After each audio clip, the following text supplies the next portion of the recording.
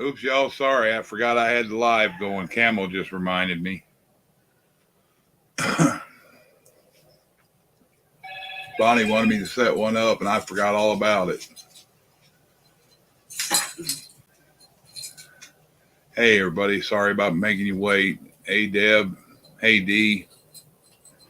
Hey, Anna. I think that's it. Yep. Now everybody's leaving, I guess, or left.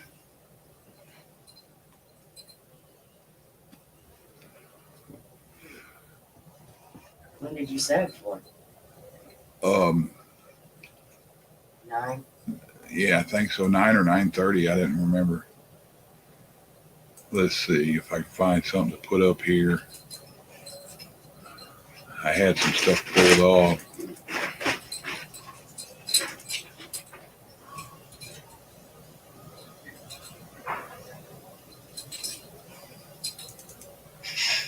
Twitter on several different official.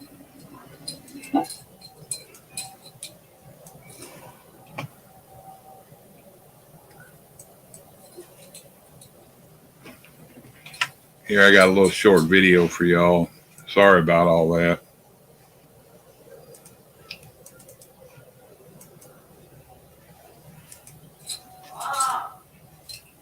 What? Oh, here. On several different official. I believe it just happened there. That was it. Live, raw, and unfiltered. It appears that China spy balloon. Let me get the link out. Sorry again, y'all. Mom, that mac and cheese y'all got from H-E-B?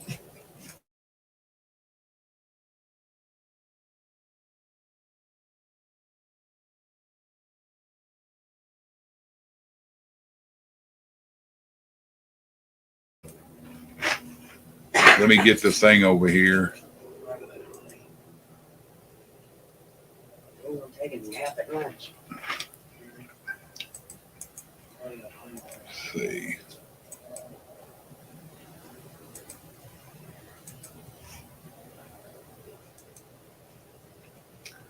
Yeah, Carl, I'd forgotten completely all about it.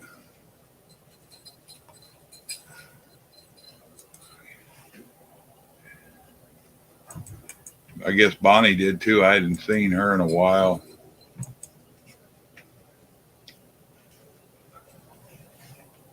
See if I can send you the link, Carl, if you want to come up.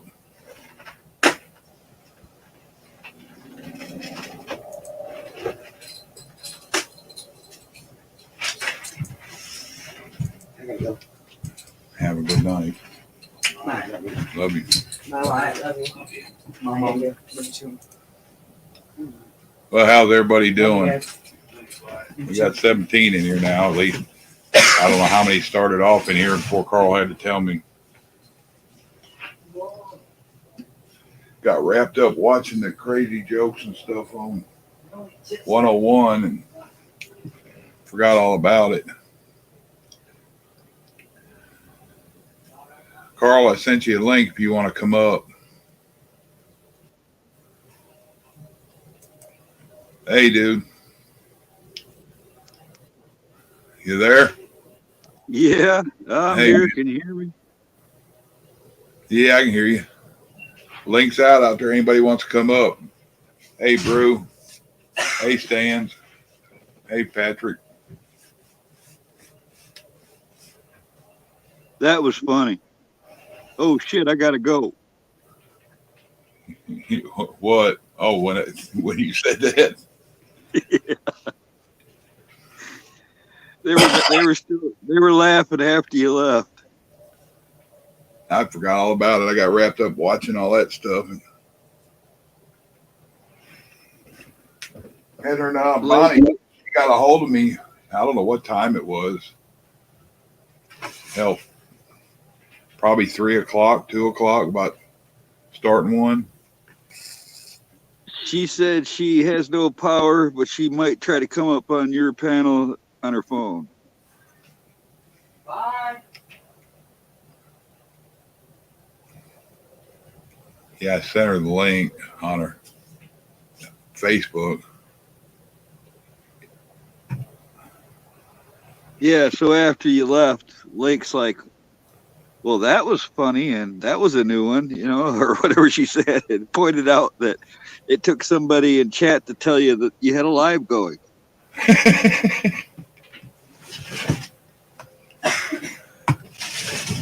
Yeah, State of the Union was. I didn't watch it. I seen some comments about it. I tried. I started. I try. I can't listen to him, man. I can't listen to them. I just can't do it. Yeah, it's jacked up. It's instead of 2 girls, 1 cup, it's 1 guy with 2 cups. I just wait for like the highlights. You know, after everybody else analyzes it and criticizes it, I'll just take their word for it. This is better than sitting through the shit. Yeah, the highlight when he waddles away on an intelligent, easy question. You are getting away. You stepping all everywhere. I just swear. The memes. I wait for the memes, Chuck. The memes are always the way to get your information, you know.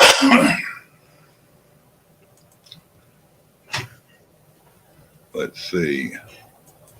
And hello to everybody in chat. D and NC and Brew and Patrick and Blackwatch and who else we got up in here? Stands Alone, Regina. Somebody named Camo Carl. Oh, Echo. I can't scroll up very well. They don't like to scroll on your chat. Yeah, something about it. If I go back and look, it's like it's scrolling for 5 minutes. It's all jinky when I try to scroll on it. Like, wait, no, wait, I don't.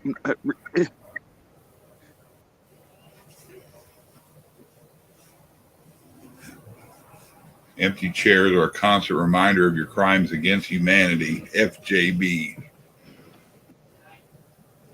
Did you get to see Truth for Tom's video today? That was great. I saw the ending coming, but it was still great. We were out and about, and I missed it. It's on. I'm sure it's on his page. You should play that. I don't think he'd mind at all. That was great. I'm not even going to give it away, man. I'm not even going to tell anybody about it. You got to go see it. Check out Truth for Tom and check out his latest little video. I don't think it's a short. I think it was too long to be a short. Let's see.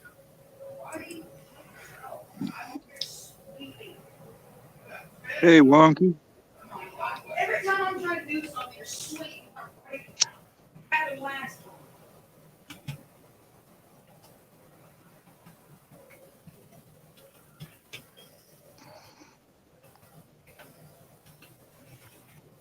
It was Bonnie or Echo that sent me that. That was hilarious. I think it was Bonnie that sent me it. Put it up 4 hours.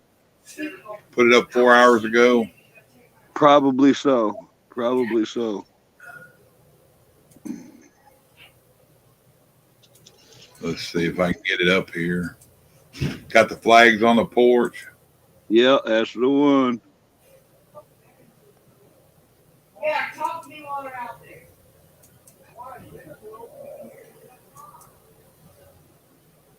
Every time I try to do something, ooh, let me do this, get this way.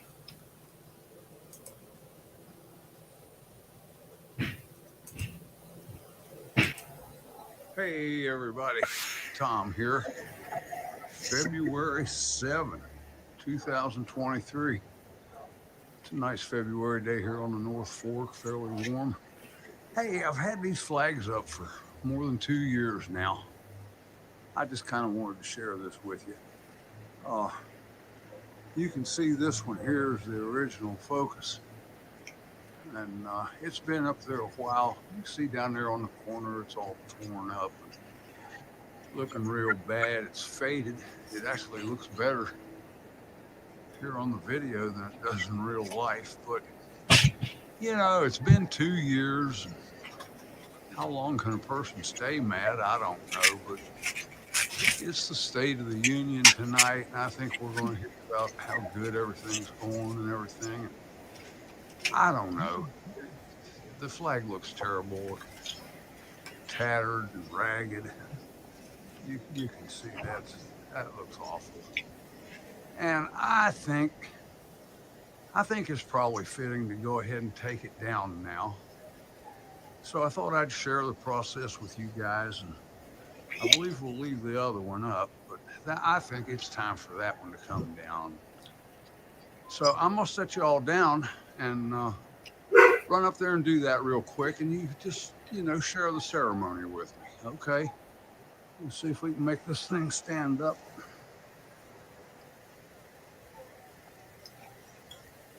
There we go. All right, stick with me. I'll be up there.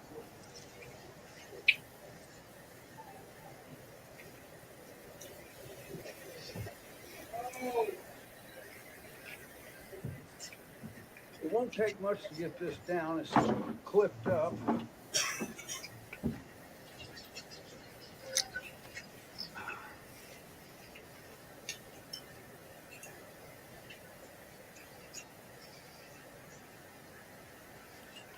All right, that's that one.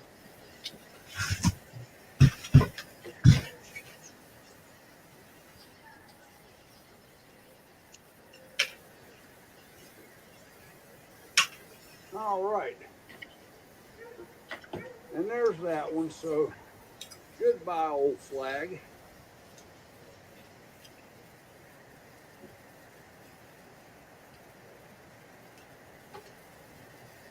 And hello, fresh new flag. Isn't that great? Yeah. You got to hand it to the old man that can bounce like that on a chair. God, it fell off that porch. Just bear with me. I had a little unexpected technical issue there. I think Tom's a secret ninja.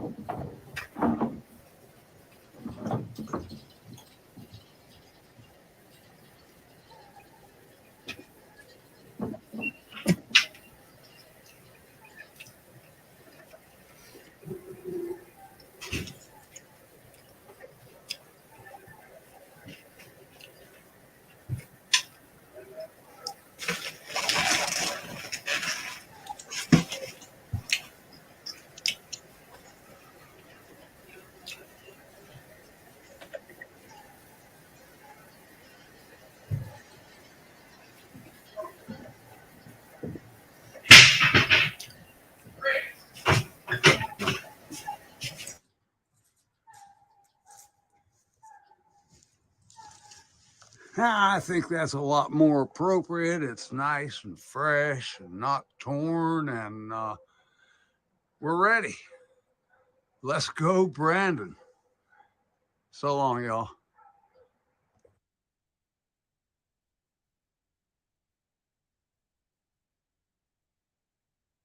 That is what I call good content, Chuck. Yeah, you're out there, Tom. Good job.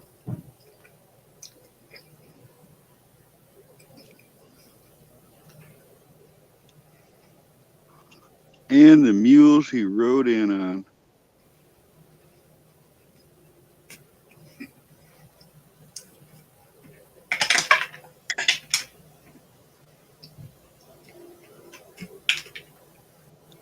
Haven't been really looking today. Was there any new, weird things in the sky, weird things with the water, anything new? I was gone most of the day. So.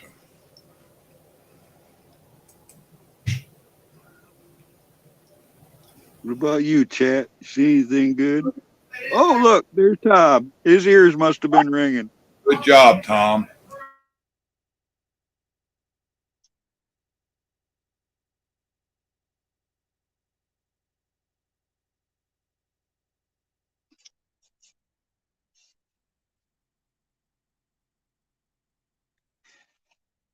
I knew he wouldn't mind. I just knew it.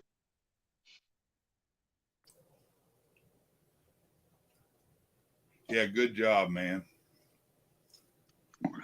Yeah, I was looking around a little bit at stuff, but I hadn't really dug far enough to find anything. And then I went over, I was laughing at what they were putting up and ended up getting up on panel and completely lost my train of thought that I even had a live started.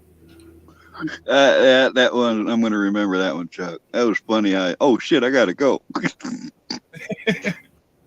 Oh, I didn't know you was in Texas too, Patrick.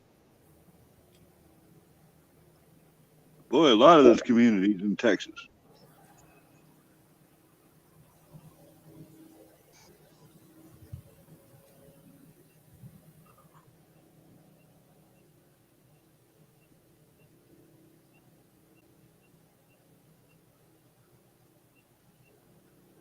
So how's everybody's weather around them? It was abnormally nice. I got a window open here right by me now.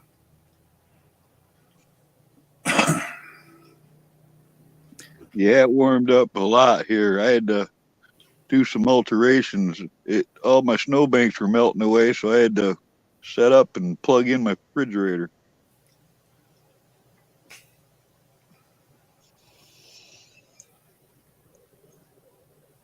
What's up, George? Hey, George. What's Yeah. weird, is that they show me some of the emojis that people put in a comment, but like George just came in, and instead of showing the emoji, it says hand pink waving. But Yeah. then right below it, I see Shift Kicker's echo and the heart. I'm seeing some of the emojis, but sometimes it spells out what the emoji means to me. It doesn't show me the actual image. That does it over here too. That's I guess the front end don't understand it. I think that's the way that if you type it on a keyboard, it comes out as that emoji. It might show you how they put it out, but StreamYard, some of that might not be acceptable for StreamYard. Hey, AB. Hey, Shift. What's up, AB? You know what, AB? I got to tell you, I knew I was subbed to you, and I went to go check out your channel, and man, is there a lot of ABs on YouTube. And even though I was subbed to you, YouTube refused to show me your channel by searching up by name. I tried it capital letters A dot B dot. I tried it capital letters just AB. I tried it A space B. I tried it lowercase. Every way I tried it, they wouldn't show me your channel.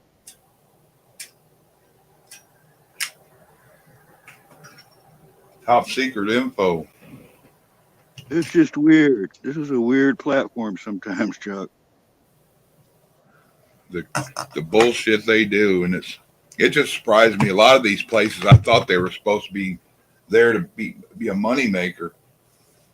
Hey, Okie. Hey, Jerry.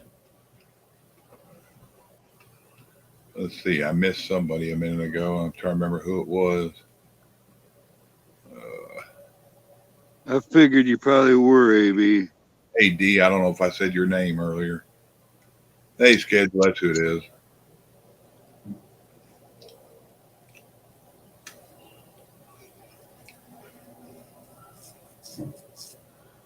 So is everybody thinking about starting a plant? I'm already thinking. I got a bunch of potatoes with eyes out there, and I'm wondering if I'm a little early to put them out.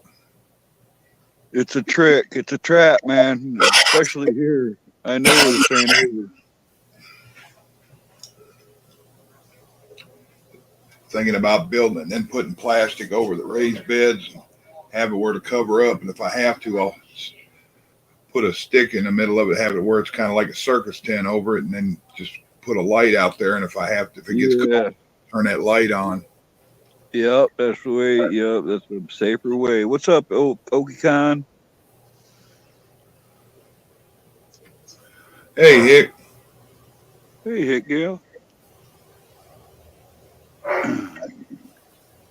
Yeah, I'm holding out here, but usually the north is a little bit different than down there, Chuck. I mean, it's really kind of like they moved winter back a couple months here in Michigan or something strange because I mean, February is always cold. It's usually the coldest month here in Michigan. But right now, the snow's melting. It's off. There's something off.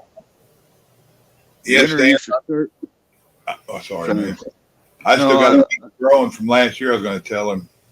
I did a little short on it the other day. I didn't get 5,000 views, Carl, but that thing got 400 views real quick. Oh, really? You did a short? Yeah, over a beat. I did like 4 or 5 of them. The cat, then watching the things in the sky where the airplanes leave their little trails, and it was showing the trails sitting still and the clouds blowing through them, past them. Howdy, William. See, I got to go back. What's up, Jerry? I got to go back and look for them because they didn't show me that. They showed me a bunch of irrelevant crap. I was looking for something to watch today. They didn't show me nothing like that. And I got all the bells and whistles on and all that. What the fuck? Yeah, Hick, that black cat, that's my boy. He's supposed to be my Doberman or Rottweiler that I wanted. My wife brought him home. It was supposed to be her cat. And I don't think he was weaned, and he started hiding up under my beard. He'd crawl up my leg and hide there. And he took to me, and he's basically my cat. He'll have something to do with my son somewhat, but You mean it's human. yeah. And he'll sit over like in that video I put over. Usually he just stares at me, and he'll lean in and look and turn his head or look at up and down, just staring at me like I'm trying to control you with my mind. Yeah, you might have to refresh, Deb. Yeah, the link's out if anybody wants to jump up. Anybody wants to come bullshit with us. Out there, I always put it out there for everybody. So if you've never been up here, Say everybody again. Everybody. everybody. Everybody. Everybody. ERRBODY, everybody. Everybody. Okay. Everybody.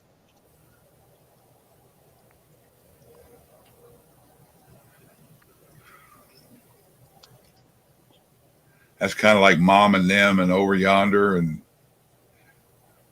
yont to. Yont to is 3 words. You want to. Yeah, I'm going over mom and them. Yont to. You ought to, I know, but everybody had to practice. I don't know that one. Be one person standing there. You're like, what everybody doing? Yeah, I'm gonna have to look at it like air as in oxygen, air, Yeah. and then body, air body, everybody, everybody. Hey, AB. Hey, Ben.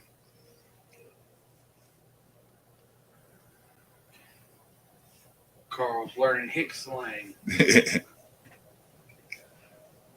Yeah, I remember after I was a kid, was living down here for years, and I was grown, and we went back to Cleveland, and I was talking to some of my friends, and the other girls are standing around there, and they giggling. They want me to say more stuff.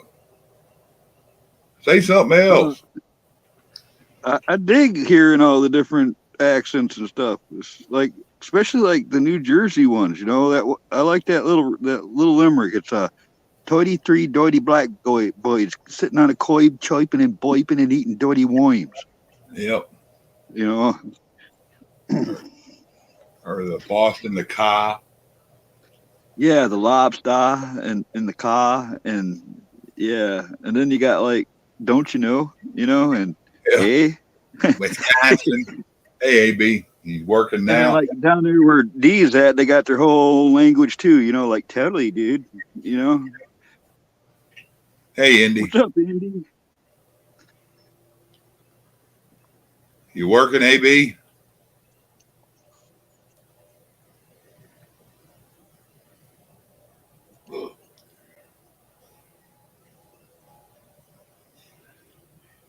Yeah, we moved down here. I want to say I was 11 or 12.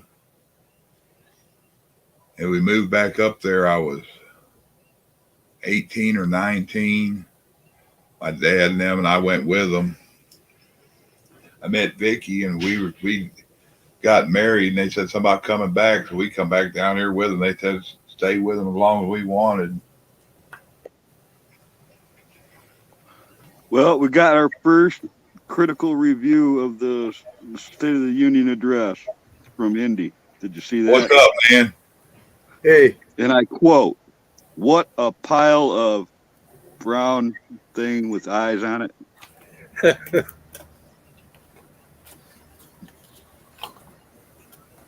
You were up here, AB. It just wouldn't let you connect, I guess.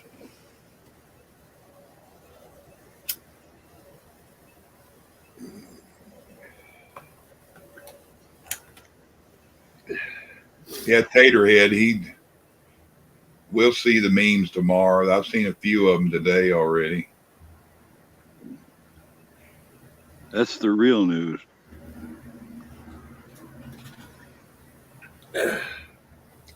When they say poopy pants, I think of Nadler.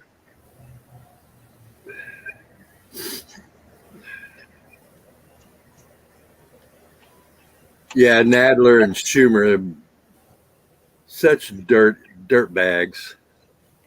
No, every time I think of Schumer, I think of how he said that the intelligence agencies have 6 ways a Sunday to get back at you. That's what I think of every time I hear the name Schumer. Yeah, me too. Oh, Chucky boy. Mm-hmm.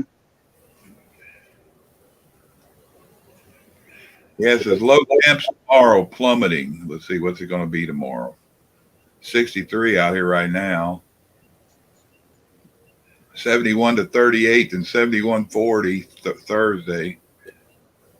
52-28 Friday and 55-28 Saturday.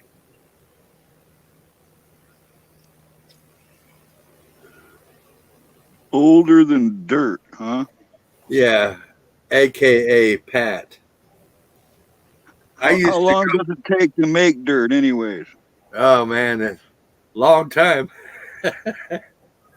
Well, how old's Biden? Biden, he's like 80 fucking years old now. He's made plenty of dirt in the last 2 years. I wish he was 6 feet under the fucking dirt. I think a lot of it, he's just in his own little wonderland, and half the stuff he tells them, they tell him he believes in it. By looking at him, you know it ain't him. I watched him talk the other day in something that was 10 years ago, and Yeah, there's he's looked different this whole last 2 years. I've seen like 3 different looking dudes up there. I mean, okay, I'm a conspiracy theorist, whatever. I've seen some weird shit, man. Some things just don't add up. I know people really do have doubles in life. I know that there's CGI. I know that there's real masks that look just like the real person. There's a lot of tricky stuff out there that's always been deployed. They've always used that stuff. So why is it so hard to believe it could be happening now? here you go, Hick. I got that for you if you want it. Let me find it real quick. Let's see. But I just can't see. I mean, if you were him, and you were like one of the most hated people on the planet, and that old, I would think that just the hate alone might shorten his life, man. Just the vibrations. I don't know. I don't think he's going to be around for long. I wouldn't want to go out in public. Yeah, I wouldn't want to be next to him. I wouldn't want to be his guard, Here y'all go. She brought this up about Nadler. Proceed.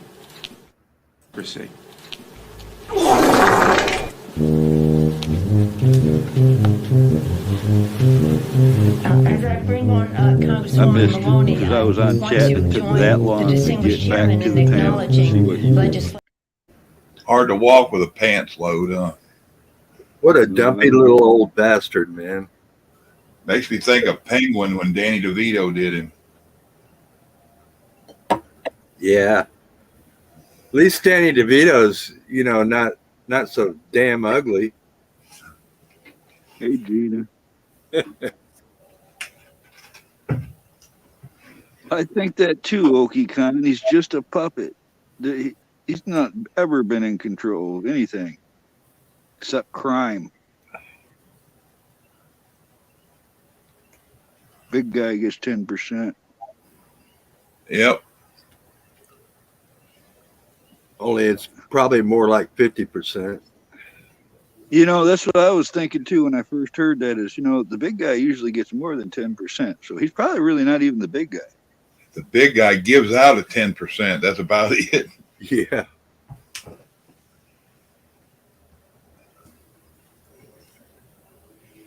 Yeah, usually the mafia boss gets a lot more than 10%. Oh yeah. Even if you get sent off somewhere like that new Sylvester Stallone thing when he got sent away, Yeah. he'd send back them a share, but Oh, there's another review. It was so bad that the dog's owner scared the dogs to hide in the bathroom. That's bad. Yeah, really.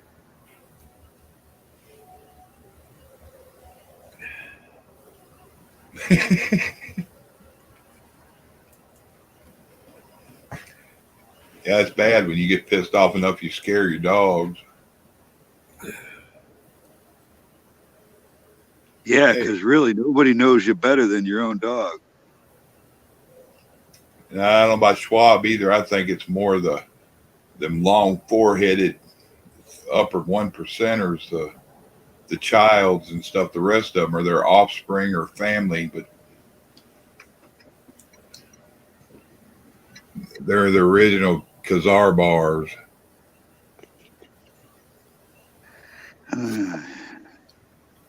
Yeah, you got to wonder about these congressional leaders, man. They must maybe just too much inbreeding. I don't know.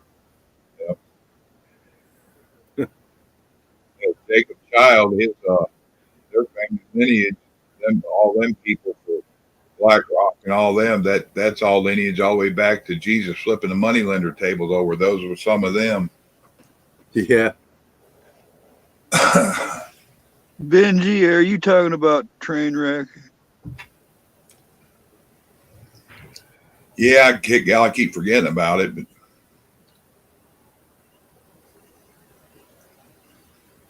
yeah, Kissinger, that little dirty son of a bitch. I remember my dad as a kid cussing every time they'd show him up there.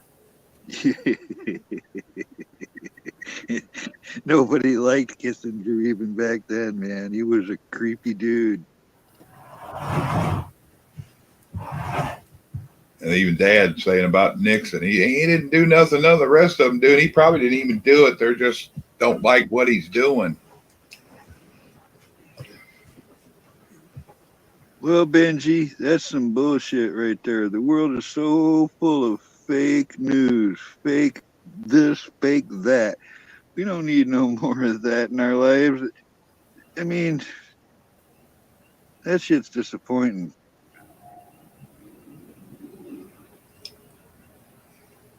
Yeah, it's hard to believe. Kissinger's got to be about 150. I think he's like 99 going on 100. Yeah. Good night, Shiv. Good night, shit.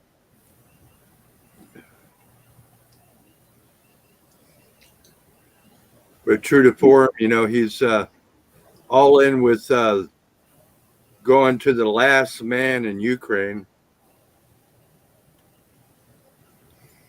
He did for a while there saying that they should negotiate, but not anymore. He fell right out of line with the globalists. Yeah, you guys see that what they're trying to do now to Mr. T, trying to say all these balloons come through, and they just didn't make him aware of it. So it's happened before. Yeah, but this is the thing. It's like with the Ukraine, all right? I've seen years of absolute bold-faced lying on the mainstream media. They're just lying bastards. Everything they say is a lie. So when this Ukraine thing happened, and still to this day, everything they say about the Ukraine, I don't believe them. Right? Nope. I don't believe anything the news says about. I don't care how important it sounds. when it comes from them, I call it into question. And then I go, if I'm really interested enough, I go find out or wait a few days for the real story. Because it's almost always bullshit in the beginning. Of course it is. All you have to do is just listen to the mainstream news, and then you know it's the exact opposite of what Pretty much. what the real truth is. Pretty much.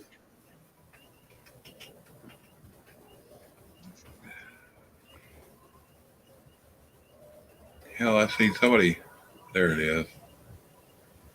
And that's the thing about it is, you know, I scroll through my feeds and stuff, and I see that, like the balloon story, every one of them had the same pictures on every one of them. It's like all of them were focused on that event, which alone is suspicious to me after knowing about Mockingbird. You know, it's just, I don't Of course, know. it's like I told my nephew, the next thing will be the alien invasion. Blue beam. That's something a lot of people think is going to happen. They certainly have the resources to deploy that War of the Worlds 2.0. Yeah, that's for sure.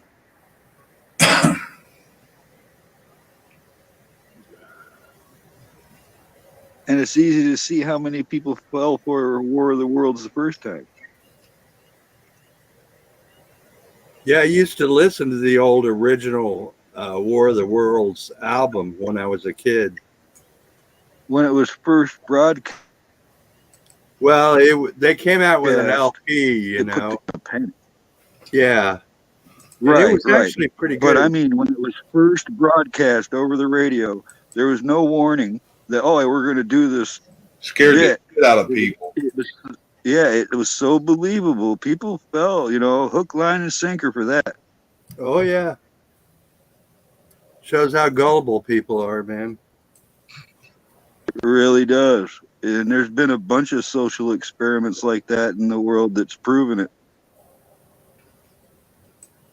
That's for damn sure. Here's a picture for y'all. We get there. All right. I'm ready. Let me get it up here. Let's see. I know where Now that I'm fast, you're slow. I was tabs away, and let's see. There it is. Let's see if I can pull it up. Just something funny and stupid, but I see one where he was dressed as a clown as a balloon. Yeah, that's what I mean. The memes, there's going to be a whole new thing of memes tomorrow about this, I'm sure, this State of the Union. State of the Union, folks, is fucked. Oh, did I say that out loud? Sorry, Chuck. it's nice to see people seeing Pelosi sitting in the background with her. Maybe she could take care of her husband.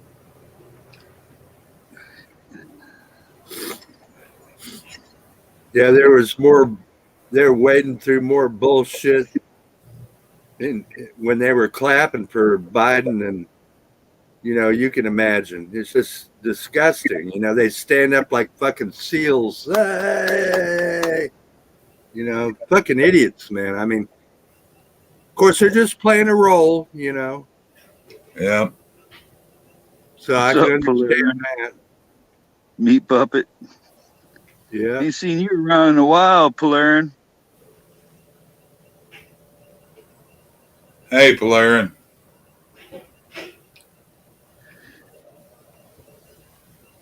I know, Pecan, I shouldn't laugh, but I think humor keeps me from going over the edge. Me too.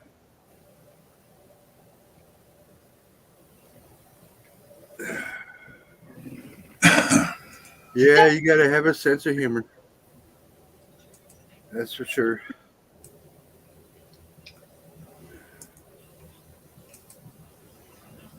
Check your email, Chuck. All right. George. Probably something good. I saw George's video today.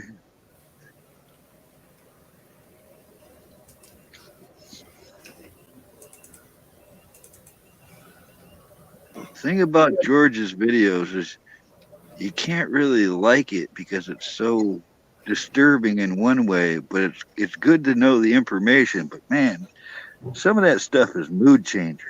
See if you can hear this one, Carl. Don't tell me that this is about Okay. a condemnation of anti-Semitic remarks when you have a member of the Republican caucus who has talked about Jewish space lasers and an entire amount of tropes and also elevated her to some of the highest committee assignments in this body. This is about targeting women of color in the United States of America. Don't tell me, because I didn't get a single apology when my life was threatened. Thank you. She is so disgusting. Yeah, she's about of color as a glass of milk. Yeah, no shit. Whee! Wilbur. Here, y'all handle this a second. I gotta go grab something real quick. That's all I heard. Oh man.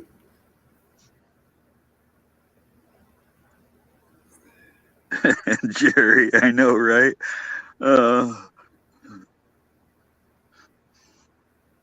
Women That's of what's color. going on, Jerry. Is this stuff is dumbing us down, man. All the stupidity is wearing us thin.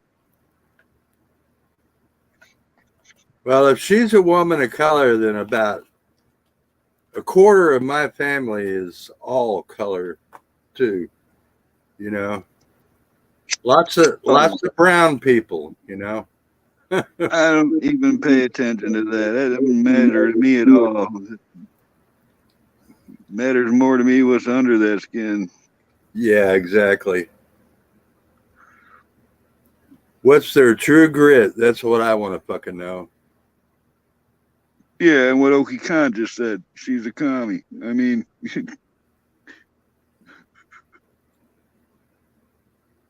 I'm not even going to say what I'm thinking. Does it start with C? No, wasn't even thinking that. Oh, okay. I was thinking about the red threat, the communist threat that has been here all of our lives since before I was born, since 1949, 50-ish. Yeah. You know, this threat of, well, socialism always turns into communism. And it's like, now we have a whole group of people within our mix promoting it. Like it's a good thing after everything we know has proved it to be a bad thing. Hey, this is, buy this. This is good for you. No, it's not. No, thank you. Oh, you buy it or else. Hey, y'all. Hey, What's up, Bunny? Patrick decided to come up and visit with you. Good Patrick. evening, Miss Bonnie. Yeah, Patrick's always in chat. Patrick Kelly? No, I'm Patrick Lee. I'm the other Okay. that other person. I go just so you know, I go back to, well, I go way back, but I used to Weren't get on. you even on Bonnie's panel way months, a year ago, more? Might have been, but I was just going to mention Dangerous Freedom. Yep. I Oh, remember okay. that. I'm that curmudgeon. No. Yeah, I kind of missed the chaos and fun that was in there, and it'd get bored, and Ron would be like, "Hey, somebody show me their tits." Yeah, right. Oh, my goodness. He'd bluntly do that. Yeah, like what's her name from down there in Florida? You know what I'm talking about.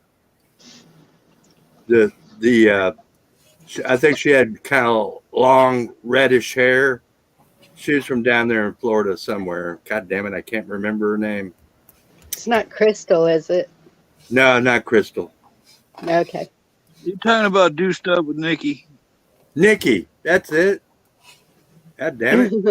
See, it's just, old age, setting in. So but I'm making my way across the country.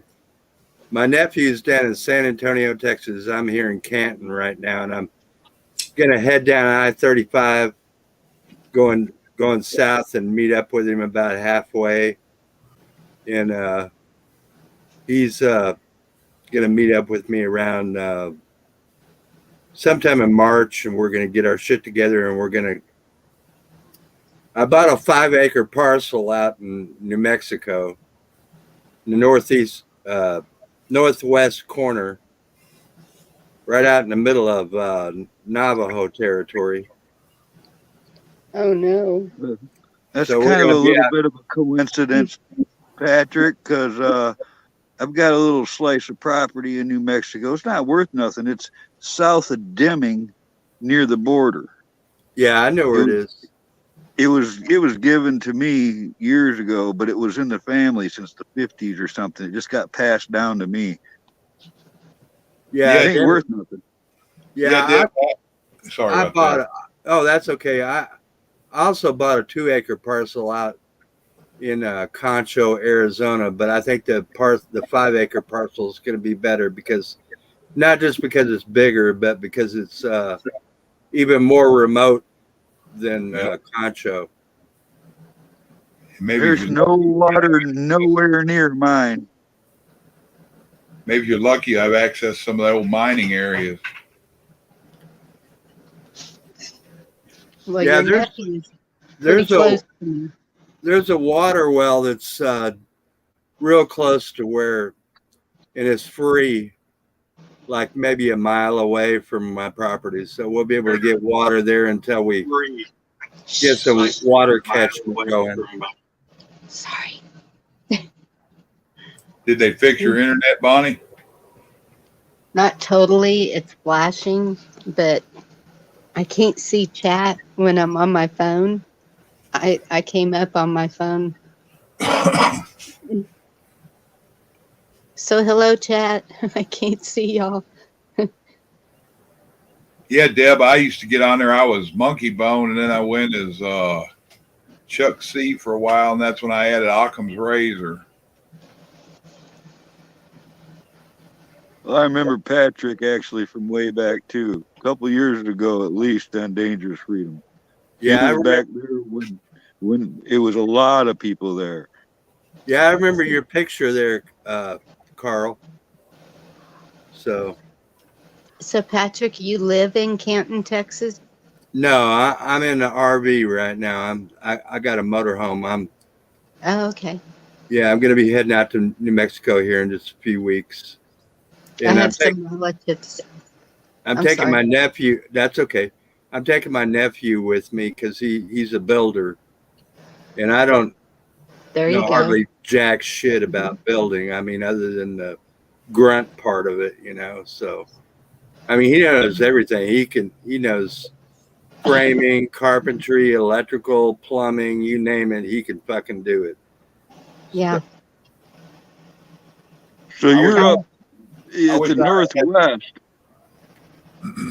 Yeah, Sorry. northwest corner of New Mexico. It's out near. It's about 50 miles from south of the Gallup and the Grants areas. About 7,000 feet. Oh, wow. I've gone from the panhandle of Texas straight into New Mexico. I don't remember the highway. I was young. But then we went all the way down to Carlsbad Caverns. That's what the whole trip was about, going from Amarillo to Carlsbad. But I don't remember. I think we went straight out of the panhandle into your area and then south and came back a different way. I think we came back more likely closer to Bonnie. Yeah, it's really a diverse state. It's got everything from, high desert to forest, And Yeah. basically, where I'm going is a place called Pine Hill, down in the middle of fucking nowhere. I mean, it's one of the most remote places in the United States. And like I said, it's about 7,000 feet. but there's a well about a mile away. It's free, so that's a good thing. Until we get Gotta something be else. careful now, Patrick. You know, there's a whole bunch of them looking for a place to start a community. Next thing you know, you'll have your own slab city out there. No, not out there, man. The roads suck, man. I mean, it's like, you know, it's dirt and, you know, mostly dirt. So there's no paved roads. Most people ain't going to head out there because it's got no conveniences, you know. The nearest You would think place. that, but there's this famous YouTuber that bought an abandoned mining town, and he owns the whole town, and he's rebuilding it, and he's got groves of people coming out there to see him now. It's taken off, and it has a road that washes out on him and stuff. The road is not good, and it's way out there. I forget his name, but it's Or it's got that old Sure. mining trolley and all that there. Cerro Gordo Mines. That's what it is. Yeah. 20 years ago, a friend of my wife's, her brother lived in Alamogordo, New Mexico, and he knew where our place was about 100 miles north of Alamogordo, I think it was. Anyway, and he didn't want a whole lot. This guy had like 20 acres out there. He put a big, I want to say it was 30 by 100 pad to put a Quonset hut on. It had all the stuff there to build the Quonset hut and close it off, and had water and solar and shit back then on it. And then the old man died, and the grandson was a friend of his, and he's in jail wanting somebody to buy it, whatever he can get out of it, to put money on his books in jail because he wasn't ever getting out. Wow. And I wanted to get it, but I was like, I don't know about that. At that time, it'd been good to have now, but Well, unless they start putting in paved roads around there, it ain't gonna populate too fast because you got to have. If you don't have 4-wheel drive, you are screwed. yeah, out he said there. you need a dune buggy to get to this land. So Yeah.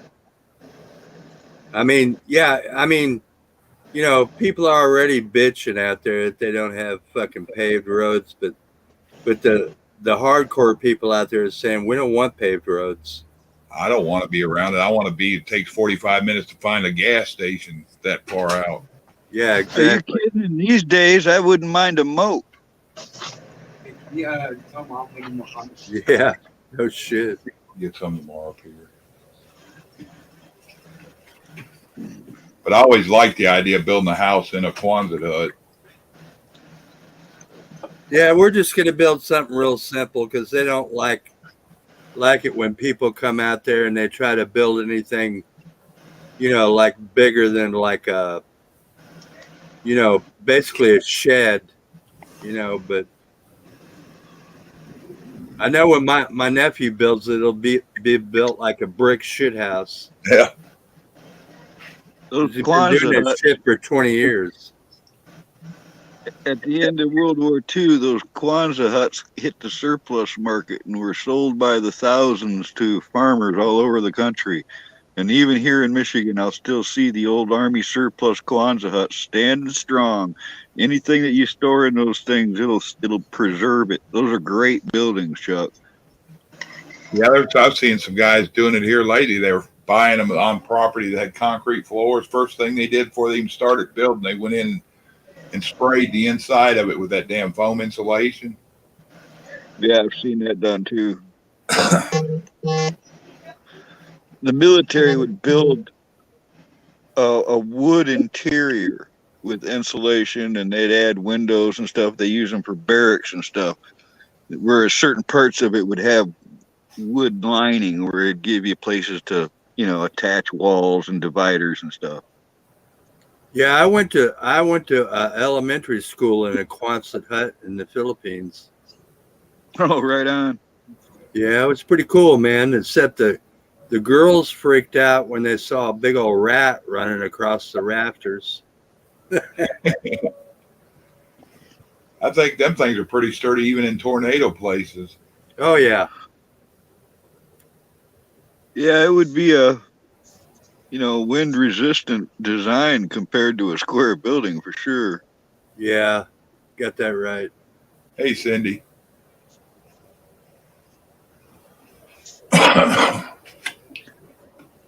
I've seen people also disassemble those and rebuild them. So they're sturdy enough to where you can reuse them, relocate them. Yeah, I wouldn't be surprised. It's a lot of what was it, galvanized, or some of them was even stainless. I think they were galvanized. I've never seen the stainless, but I've seen some. Shoot, I saw a solid stainless steel Jeep once, so I guess it's possible. If it was stainless, you would never have to worry about it rusting. No, but you still get that weird. What do they call that? Electrolysis or some stuff where it reacts to certain things. You got to put rubber in between the joints on some stuff. What do they call that? No, it's not tarnish. It's like when you put one metal against a different kind of metal, there's some reaction, and there's a name for it. I just can't recall what it is. You got to seal them with rubber, and I think all the screws you have to use a Teflon or silicone washer between.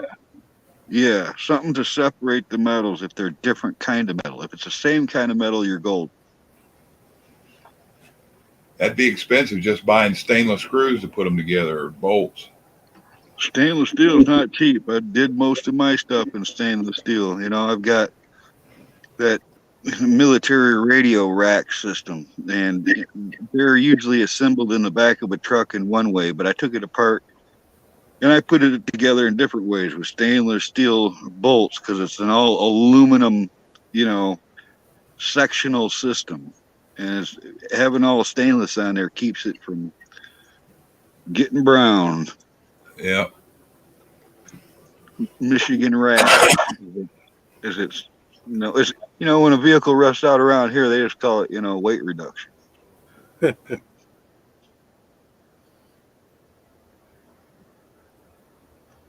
And I've talked about this on a couple panels, but it's so effective. I like to talk about it. When I was young, I met a farmer that he had oil rigs. They found oil on his property, so he got real wealthy and had a lot of vehicles. But he'd take all of his oil from his tractors and his equipment, and he had little 3-wheelers back in the 70s. All these things he had. He'd take all the old oil and he'd put it in a spray bottle he had, and he would just coat the underside of his everyday driver pickup. He had this 1960s Ford pickup, and there was no rust on it. Even in the mid 70s, there still wasn't no. And it was because he would spray all that oil and all that gunk underneath of it and leave it on all winter long. Never wash it, never do nothing.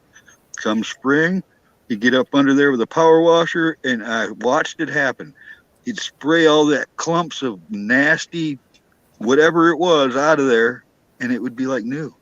That oil preserved the whole undercarriage of his truck from any kind of salt or anything. I mean, I'm sure it wasn't good for the environment, but that was the most effective way to preserve a vehicle I've ever seen. Makes sense.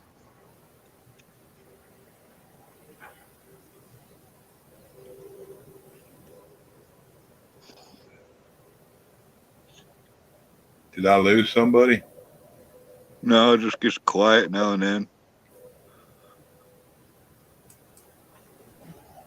Because I'm clueless about what y'all are talking about.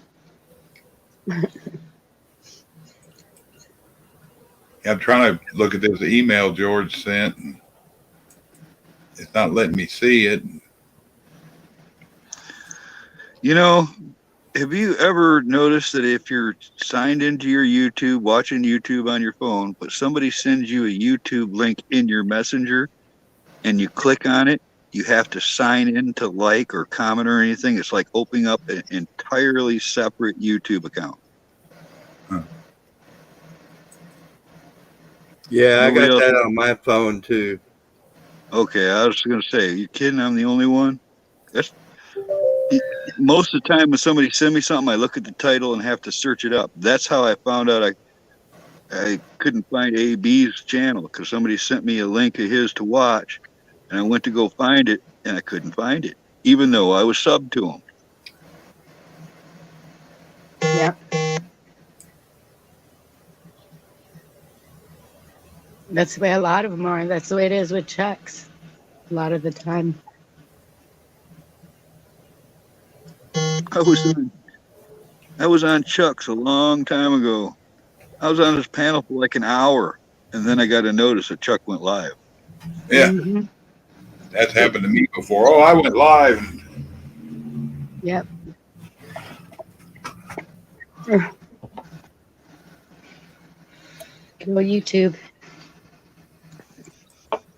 I was trying to figure out if that was me beeping. Can anybody in chat hear that beep, beep? I heard it. Or was I it just didn't know what it was. It's my notifications for Telegram because I'm on my phone. I don't know how to stop them. Every so often they'll pop down, and I guess y'all hear it pretty loud. I don't hear it. Well, I didn't think it was you, Bonnie, because it was louder than you usually are. Oh. Then maybe it's something else. I don't know.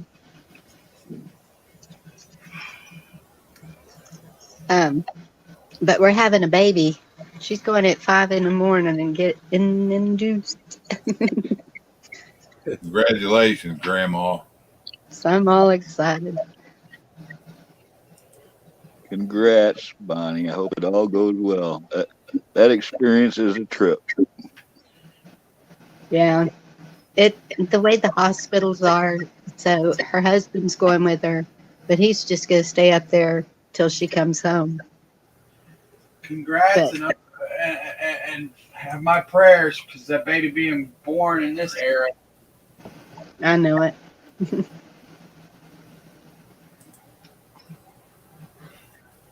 I saw both of my babies born. So I was there for the whole 9 yards. Yeah. Yeah, I was with my kids, but the hospitals are still being weird about how many people can go in there. Yeah, you're lucky Wait a minute, to get in there at all. Back up. You mean you're trying to tell me, Bonnie, that you were there, you were present when your kids were born? Yeah. Yeah, right. Good point. Shut up, Carl.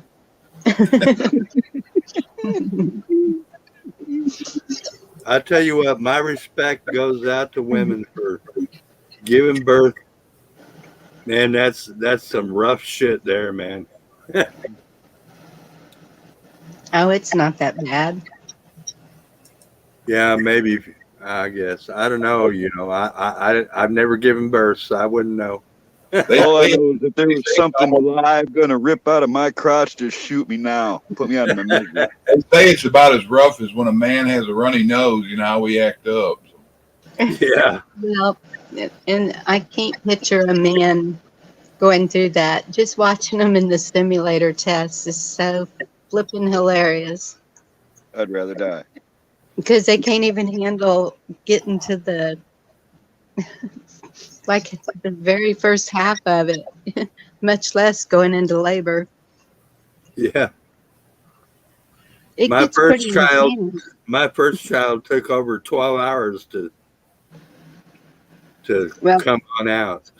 yeah. You know, I thought passing a kidney stone was gonna kill me. I can't even imagine, Bonnie. You girls are tough.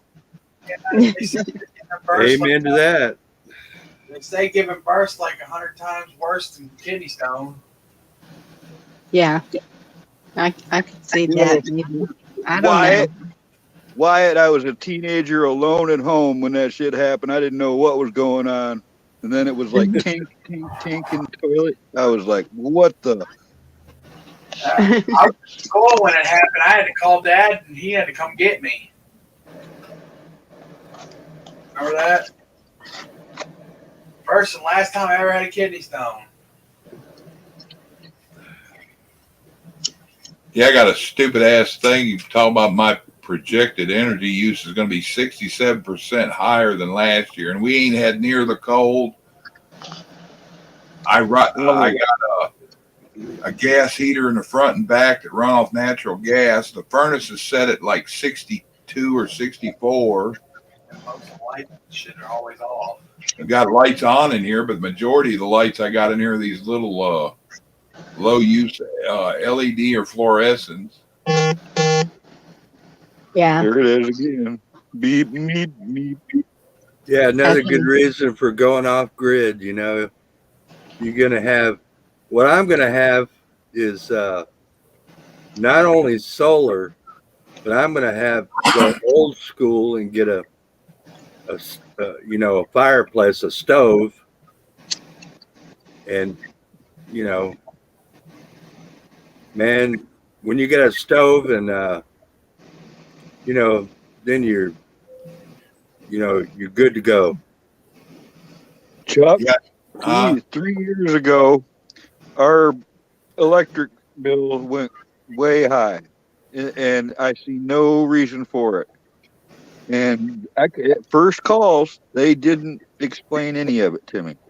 And I finally found out that what they had done is they put us on some kind of a scheduled payment plan where they rounded out the usage over the year.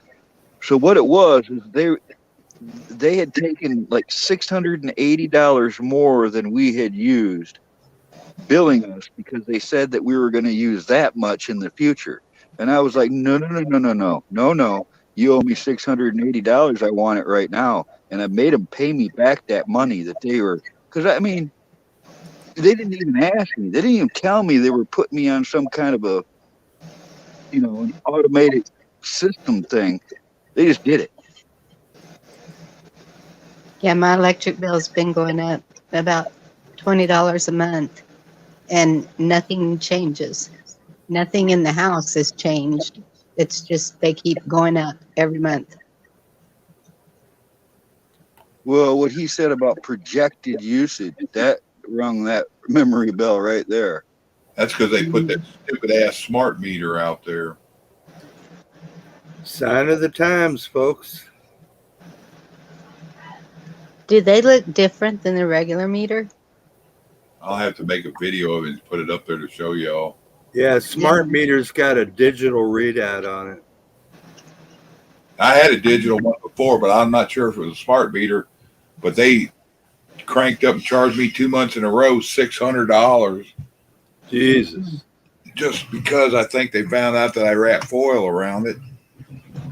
And they never did correct that. And I bitched about it. Nobody would answer. But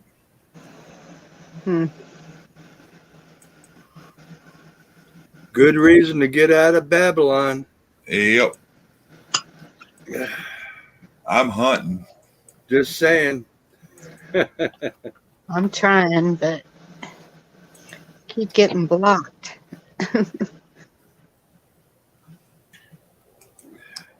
All that good help that was coming your way a while back, that kind of screwed things up, didn't it? Yeah. We still got time, but time is running out.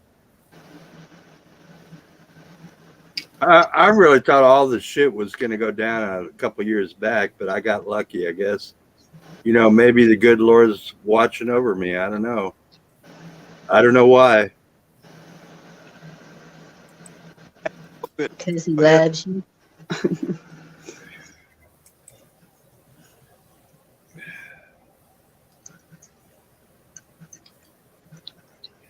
Oh, yeah.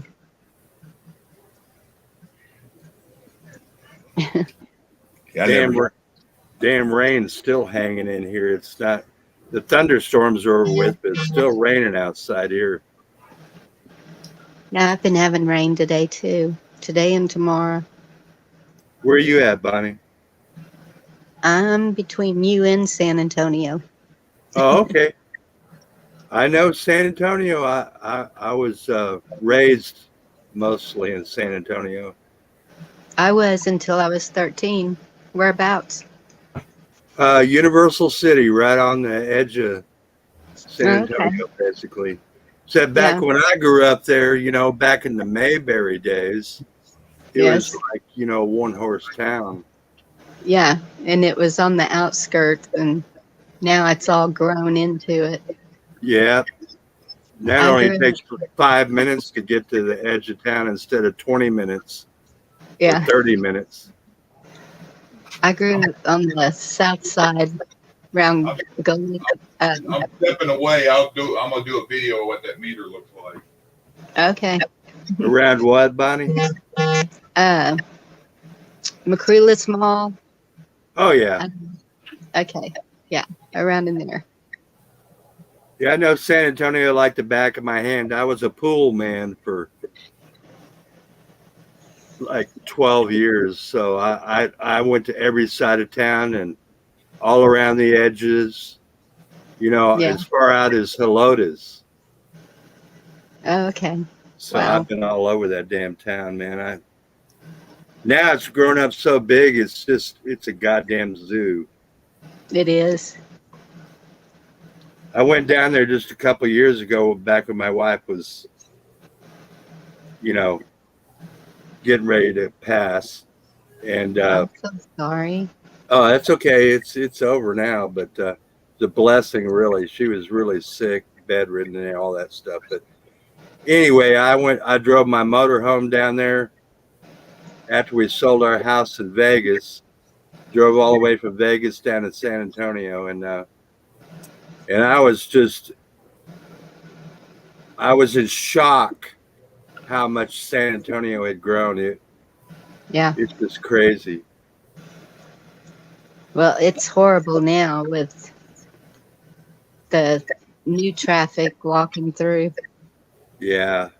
bus through, whatever. I think they're settling. Yeah, I went out to an RV park on the northwest side of town, way out on the northwest side, out off 1604, and I was just white knuckling driving over there, you know, because I'm driving a 33-foot motorhome, Yes. you know, and there's barricades on both sides of the highway. You know, I'm like, where the hell do you stop when you get into trouble? You know? Yeah. Wow. Yeah, my grandma lived. Well, I would always take 1604 because when you get closer to 87, it's like just a 2-lane old country road. It used to be. I don't know if it's that way, but that's the way I would go to see her because it was just once you get onto 410, it's crazy. Yeah, it's nuts. It's like a you know, approaching like a Houston, Texas now. Yes. I won't go to Houston. Yeah, I drove when I came out here back out this way to Texas from Florida. I avoided Houston. I drove up to Shreveport and cut across that way. I will not go through Houston again. Yes. And that's what I was thinking. If I head east, I'm going through Shreveport. Yeah. Or Texarkana 1. Just to avoid the main, probably Shreveport, to avoid the main highways. I mean, at least it didn't take me too long to get through Shreveport, but the infrastructure there is getting pretty bad. Yeah, as soon as you cross into Texas, if you're on I-20, I'm right there. Yeah, once you get onto I-20, you cross that state line into Texas, it's smooth as silk, man. But before that, it's not. That's where I live, except right here in this little town I'm in, damn oil field trucks done wrecked this shit. We're going to fix it when we're done. Yeah, right. I heard this could be a 25-year project, so we're going to have cornfield roads by the time they're done with it. Oh, my goodness. Chuck, how they do it here in Michigan is they start working on one end of the road, and by the time they get finished on the other end, they got to go back and start again where they were in the first place. That's the truth, man. Here you go. I took a video. I'll show y'all what's out here. I went out there and made that. I wasn't real pleasant about it, but So you had to talk while you were doing it? Yeah. Here's a piece of shit they put on my house right here. And then I'm gonna surprised tell your me phone shit's wasn't changing in wigging this out. house from last year. Yeah, a bunch of lying fuck ups. Here's a piece of shit they put on my house right here. And then gonna tell me shit's changing in this house from last year. Yeah, a bunch of lying fuck ups. Yeah, that's a culprit there, Chuck. So How is do the you blue really line? feel, Chuck? Uh, How Is do the you blue- really feel? I feel pretty. You feel Is the- raped, right? Yeah. Right. Is the blue line the telltale, or because my meter is on a pole here and at my mama's? I feel But like I'm on a pole dealing with them. I don't think they're digital. I'm gonna have to go look at them now. Not right now. Yeah. You might I not got have a weird headache just watching that. Yeah, me too. Good thing this house has got 87 coats of lead-based paint in it. Yeah. This house was built in 1920, so There you go. You didn't eat any of that stuff as a kid, did you? what? Yeah, hell yeah. I drank out of the hose while I was chewing on the windowsill. We all ate the paint chips. I used to eat crayons when I was like 5 years old. Yeah, they taste terrible now. They change what's in them. They taste flat. Yeah. They're changing the recipe of everything. Yeah. I remember going to the dentist, and the dentist said, "What's that green stuff in your mouth there, son?" Yeah, it's green crayon. Yeah. We I can't remember kids in kindergarten literally eating finger loads of paste right out of the jar. I I remember did that too, man. I'm like a dog, I try anything once. That's just wrong, man. Yeah. Yeah, we had a name for the glue eaters. Oh, Now that you mention it, after that, they were sniffing that model glue. They in the 70s, they changed the stuff called sniff proof. Oh yeah.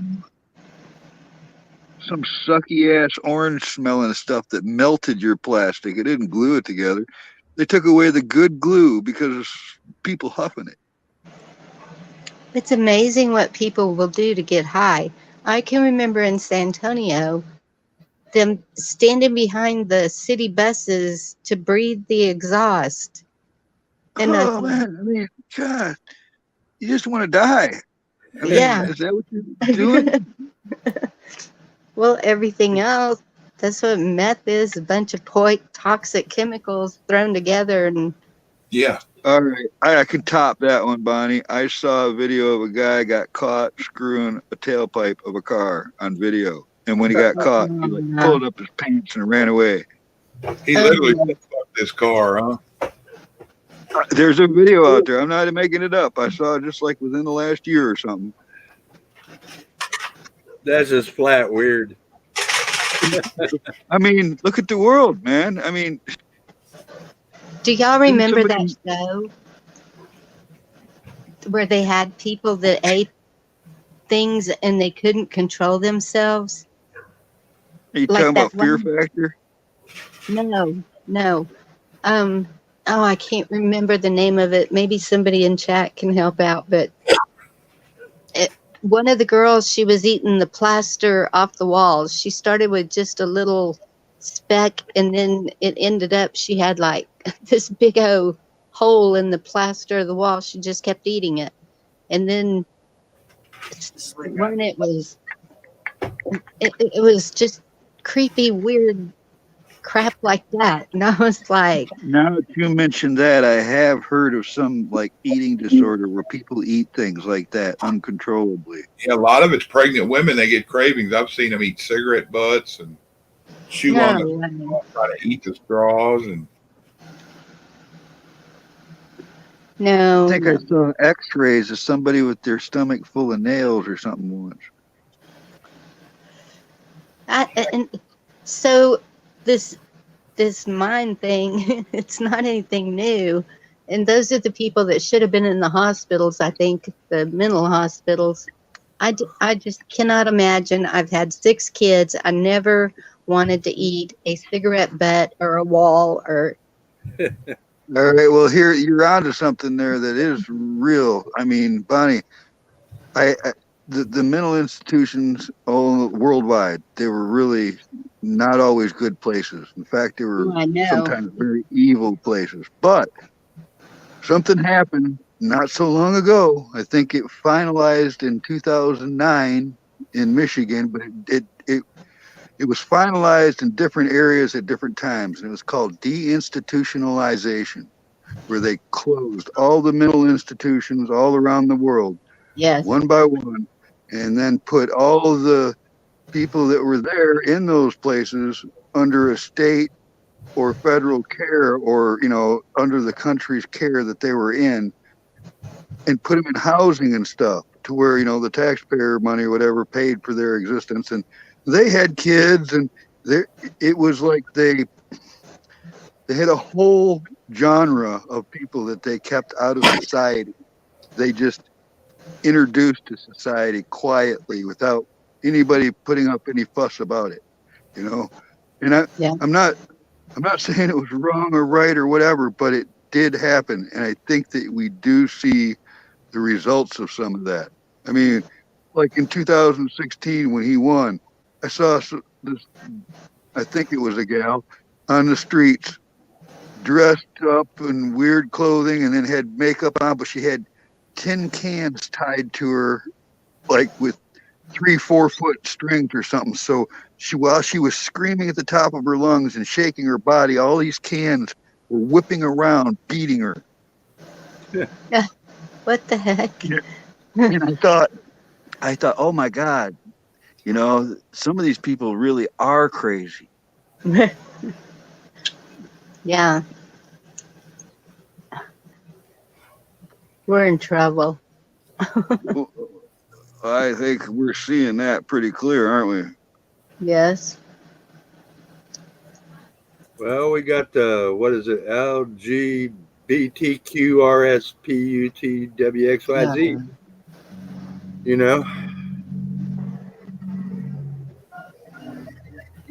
Planned. That's a problem. Yeah. That's a big one. But at least all these states are starting to ban it where they can't do it to the children. Yeah.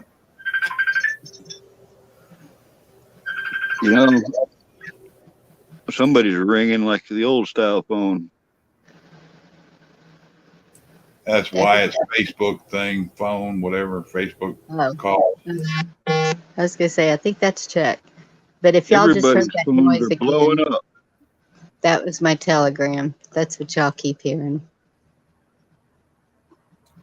Yeah, one thing I did like about Florida is DeSantis, as far as his, his saying was, Florida is where woke goes to die. That was one good thing I liked about down there. But the only problem with Florida is there's too damn many people moving in, and so the prices are just, for housing is just going sky high, Yeah, that's what my father told me. He lives in Florida, just past Pensacola, and they have a condo. Well, I don't think it's called a condo. I don't know. It's a beach house. It's 3 stories. And they never have told me how much they rent it out for, but they said the rent around them is at least $3,000 a month. Yeah, I can believe it. Everything's going on down there. Even people, you know, people like on Social Security, and maybe they have a little bit more on top of that. Yeah. You know, so say they're making $2,500 or $3,000 a month altogether, and you know, you can't even hardly afford the lot rent for a mobile home. You know, it's just crazy. You know, some of those lot rents down there are $800-900 a month. You know, and that doesn't include the electricity. Yep. So it's nuts. That's what I wanted to get away from. I said that I've had enough of this. I don't have a hell of a lot of money. I got to get out of here while the getting's good, you know? Yeah. Even the RV park closest to me, I think it's $475 a month. That includes the water, but not the electricity, not the internet. Yeah, and a lot of times they tack on what they call a resort fee too, so it ends up being even a little bit more than that, you know, by the time you add it on electricity and the tax and all that shit. But well, not to mention that those parks can be very controlling to the people that rent spaces there, where they can actually be blackballed from, you know, there's a lot of I don't know what the word for it is, but so if you're not socially accepted, you know, in one of those, you won't be there long. yeah, that's true, man. That's very true in a lot of cases.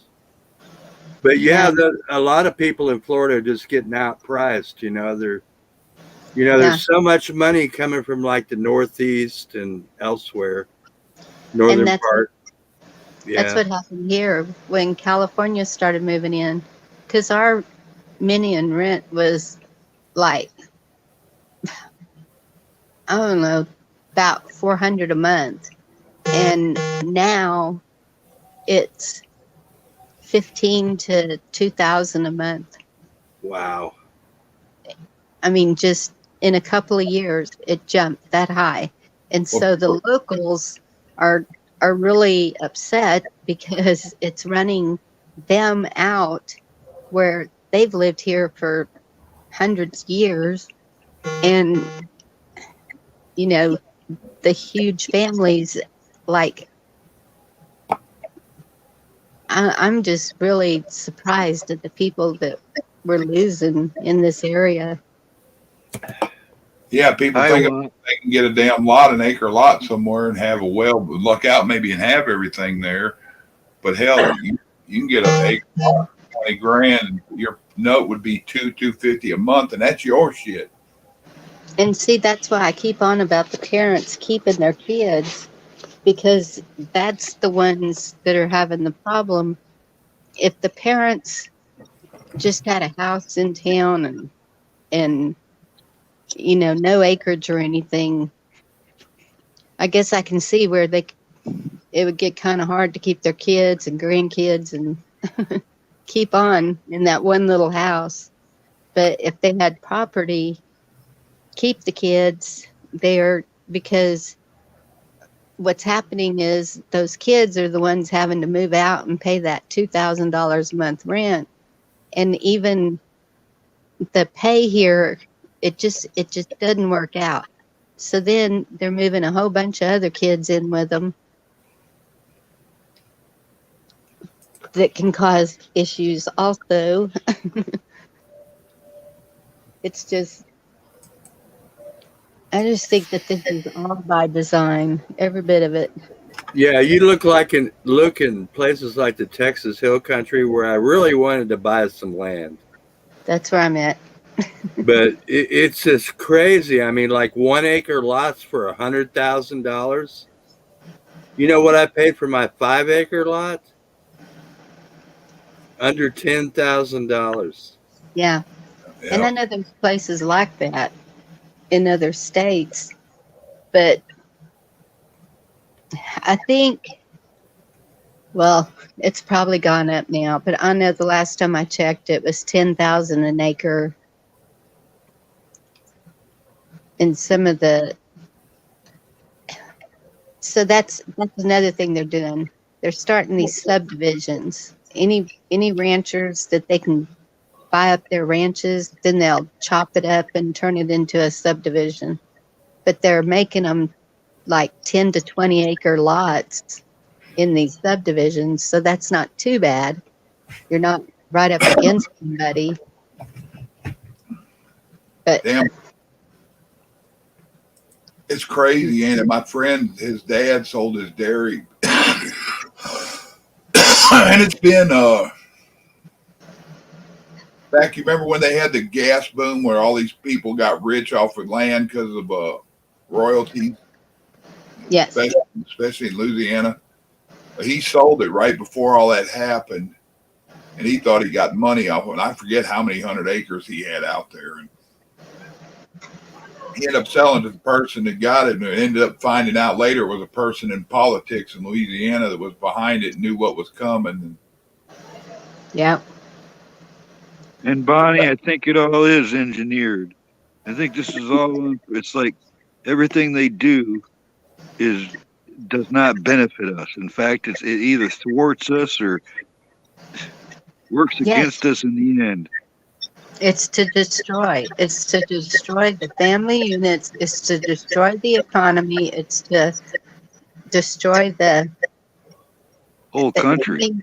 Yes, and look at what that does to people's. I mean, even everything, the language and everything. If you think about it, look what it's done to people mentally, which then extends to physically, because your mental state has a lot to do with your health. And so if you're down and out, depressed or whatever, because people are making fun of you for whatever reason, trailer trash here or whatever, it can do a number on you. And so then the kids growing up like that, I can remember I was a single mother, 6 kids, and I needed a car. And so I bought this big old boat, LTD. I loved it. It could haul butt. That's And a the good seat- car. Yes. The seats were huge, and it fit all my kids and fit everybody. And I think I paid $500 for it, 4 or 5. But the kids hated it. They'd make me park a block away from the school to drop them off because they were made fun of for it. Even though everybody could see it sitting in front of our house when they drove by, they knew who it belonged to. But Yeah, my dad had a 1970 LTD. I love that car, man. That thing would haul fucking ass. I was just looking at a 1954 Packard 12-passenger station wagon. The thing is like bigger than an ambulance. It's massive. Yeah. That's the way that LTD was, man. It was a ride from hell, man. Yep. You could spin the tires on that damn thing. Yes, in fact, where I lived was an old motel that they had converted. And so at the end of it, the other end of it, there was, well, I guess at that time they were illegals, but they would have some parties. And this one guy would drive up there with a dump truck. Well, he ran over my car with that dump truck when he was leaving. Oh, shit. But all it did was dent it in the side. It moved the car. It almost came into the building. But it just put a big old dent on the side where if that would have happened to a car nowadays, it would have been a squished tin can. Yeah, that's for sure. Or shattered all over the highway, because that's what they do now. They just bust into a million pieces. Yeah. My dad let me drive it once in a while, man. And I was afraid to take it up to full speed, but he had it up to 160 at one time for They had several they had minutes. 460s in them, right? I mean, there was It- the Elite, the LTD, and there was another one. They all looked like the same style car, all Ford, but the LTD had a 460, a big block motor that would take that thing up to those speeds quick. Yeah, it was a beast. Yeah, and it was this dark green. I never liked green, but it didn't matter. I needed a car. It was a little old lady that she was the only owner of it, and it had the vinyl top, not a convertible, but had that vinyl coating over the roof of it. Yeah, my dad had a champagne colored Landau top, I guess it was called back in those days, with a Yeah. kind of brownish Landau top. Yeah, where it's only half upholstered roof. Yeah. And that's what the goats would eat. We were living on the ranch, and those goats would come over there and start eating the vinyl off of that car, and I was like, out there I've put that choosing vinyl on quite a few cars. That's what causes them to rust out. That vinyl holds the moisture up against them, and it rusts out around the window and the back on the roof. Huh. Well, this one was in good shape. It wasn't. Well, you're in Texas. They used to, especially when I was young. The trick is we had all the motors we wanted up here, but you'd go out west to get bodies, and a lot of people did. They would go out with flatbeds and semis, and they'd pick up cars out west that, they're rust free compared to anything here in Michigan. Yeah. And that's probably why, used to be, I haven't heard of it in several years, but a group from Mexico would come up and they would, like, if they saw a car sitting anywhere, they were asking, is this for sale? Is this for sale? And they'd give you cash for your car, whatever if you wanted to sell, that was the time to sell. And they'd give you cash money and drive it back to Mexico. Well, both of the last two M886 Army trucks I've got, including the one I got here, they were kept in fields out west for years and years. They sat there and all the rubber rotted out on them, but the metal was flawless, so to get a vehicle out west, it's all rust free usually, but you might have some dry rotted rubber. You might have to replace window seals and tires and belts and stuff like that if it sits out west too long. Yeah, the heat is what gets a vehicle here. And so that's usually you'll see a paint job, that plastic coating that they top it with whenever you get a new vehicle. I don't know what it's called. I've seen this happen to my friends. I've never had a brand new vehicle. Under the rust, Z-Bart rust proofing, undercoating. There's a few It's names. a top coat. It's a top coat over the paint. And okay, all right. That'll Yeah, start coming off and it starts looking just yucky, like splotchy. Well, Yeah, they call that patina now, Bonnie. If you were to find an old 60s Ford pickup and it looks like that, they don't want you to fix it. They want you to make sure that it's solid, and then they clear coat it and they leave all that sun bleaching and modeling, that the sun does to the paint jobs. They want that. They call it patina. Really? There's a lot of guys in a lot of those well-known shops that are doing that now. They'll go find a truck that's been sitting in the field for 50 years and just buff it up a bit, shine it up, all the chrome, and then they'll clear coat where the paint's all sun bleached and stuff. Yeah. Well, that's what we do with that metal roofing. I've got a whole stack of it out there And I was gonna do my island with it, even though it's got burn spots on it. Just sand all that off, and then that's supposed to be food decor. But now I could care less. Like NT Deb just said about Earl Scheib. I remember an old Cheech and Chong like commercial for Earl Scheib talking about if you leave the windows down, you can get the interior painted free. Yeah, right. I remember the $100-$200 paint jobs at Earl Scheib. Yeah, I remember those days. My brother had a Ford, it's a '68 Ford Mustang, and it used to be like a real light tan color, and he got it painted by one of those cheap ass paint and body shops. It was like a blue metal flake.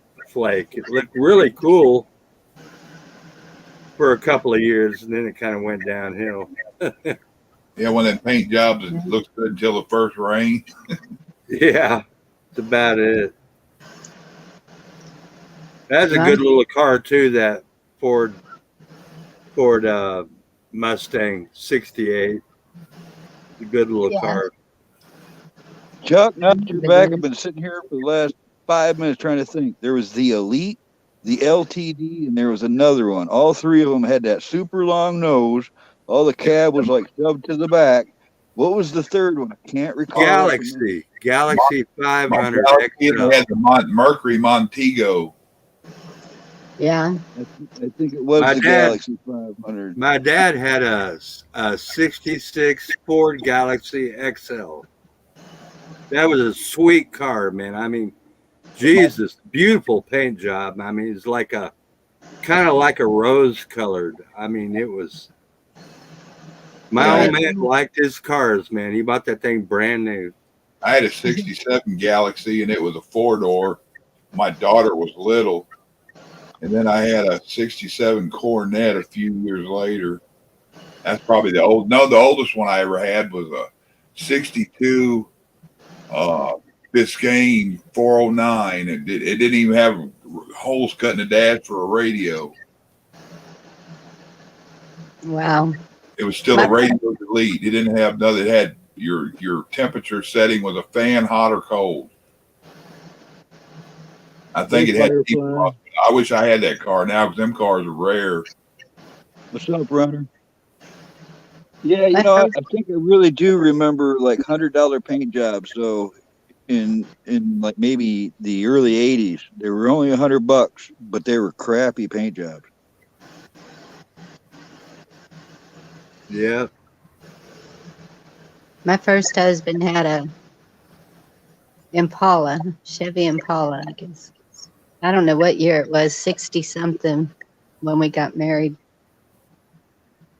It was a pretty cool car. Yeah, Impala was nice. Well, my first vehicle I worked for it. It sat in the field. I got to drive it a few times, but I never got to have it like legal on the road. It was a '49 Ford pickup, and it was just a farm truck. But then I had the first truck that I really drove on the road and stuff was a '75 Silverado. It was a special edition pickup truck that came with the 454 4-barrel. With stock headers. It was made to pull the Holiday Rambler trailer package, the big one. So it was beefed up, and it was the fastest. Yeah, they called them back then. I think they called them a camper special back then, didn't they? A Super 10 or camper special. But it was different than a camper special. It was a Silverado, so it had the camper special package, but it also had deluxe Silverado. So this thing was decked out, Chuck. It was and I swear. Kids at school, they like to do burnouts on the parking lot and stuff. I could sit there in that truck and just floor it and go. It had this 4-barrel carburetor, just woo, and it would just sit in place and move like an inch a minute across the parking lot, spinning tires the whole way. It was so, the speedometer went to 160 miles an hour and it could bottom it out. You know, they shouldn't even have made that truck. It was a death trap. Hey, I should say on it, not for kids. Exactly. That was pickup trucks don't need to be that fast. I found out the hard way. I was on a snake turns, and I made the first way through, and on the way back at about 90 mile an hour, I did not make it the second way through, and I went off the road and took out a telephone pole with a 30,000 volt transformer on the top. The section that was in the ground stayed in the ground. About a 3-foot section of the telephone pole stuck in the front of my truck, and the rest of the telephone pole fell and tumbled over the back of my truck with the 30,000 volt transformer exploding all over it. So when the truck stopped, you know, everything's sparking. There's little fires starting. You know, PCB draining out of the transformer and stuff. It was a fun experience. I like pickups. I want a pickup again.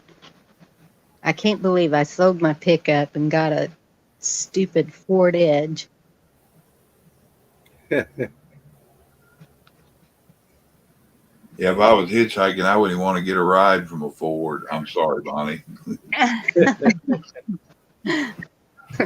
Yes, I had you so would. many damn Fords when I was a kid that it pissed me off. Dad told me the reason he bought them for me, he give me them old Fords. He goes, "You got to work on them." He goes, "It'll teach you." Yes. There you go. That's how I learned climbing in the, whatever you call where the motor is. I'd climb in there and I did my own tune-ups and everything. He'd help me get something, I'd pay it off, and everything that he ever helped me get back then. And even if I traded and he had to do anything like he put it in my name or what have you, it was always something that I had to work on first. Hell, I was 14 years old. The first car I ever got was a 72 Pinto. This guy had they built a racing motor to go in it. And they couldn't figure out what was wrong with it. They had it 2 teeth off on the timing chain, and I forget what else it was. And I got it going while mom and dad were gone somewhere. Said I'd get it running, I could drive it. And you shouldn't tell that to a 14-year-old. I got it running, and they were gone. And I found this poker change. You got a roll of quarters out of there, and I filled it up. And I was all over the area where we lived. Good thing it was a little town. Chuck, did you see that picture floating around with the Pinto and the flames painted on it that are coming from the back of the car? Yeah. Because they explode. Get used to seeing this. Yep. I had a 72 Pinto when I was in high school, man. That was a good little car for, you know, what it was okay. You know, I went through thick and thin with that freaking car, man. That little 4-cylinder, they jacked it up. It was a little 4-cylinder stroker, and it had a damn cherry bomb muffler on it. It sounded weird. It sounded like a chainsaw that was missing almost. I guess the best way to describe it. Hey, Squirrel. Echo. What's up, Squirrel? Echo, that's what my dad died in 1969, was a GTO. Yeah, I love them. I still want one. Everybody's talking about the 67. I'd rather have either the first year where they didn't even call it a GTO, or I think it was between a Tempest and something else. And it didn't even have tags on it saying GTO. It was one of them ROPO things that you could order. I think it was 63, maybe 64. Someday I'll show you, Chuck. I've got the license plates off his car. It was in a convertible, and he had a Cadillac come over the hill in the wrong lane and hit him head on and went over his car. I've got both license plates still off of that car. They were mangled. They're kind of flattened out now, but Oh, I used to collect fire license plates, thinking I was going to make something cool out of them, and Are you still that didn't doing it? Because I'll send you a pile. I Well- got mint unused bicentennial license plates here from back then. Never Oh, used that's them. They were cool. because back in the day they had it changed. You didn't have to have a front plate on your vehicle anymore. So I didn't use the front plates on the vehicles, and nobody did. They just put them on the back. Yeah, that's my Durango because I bought it out of state. I bought it here, but it was made in Louisiana where they didn't have to have the front plate. And that's why I kept getting pulled over, because in Texas you have to have front and back. Even though the front plate was sitting up there on the dash where they could see it, they didn't like that. It had to be on the vehicle.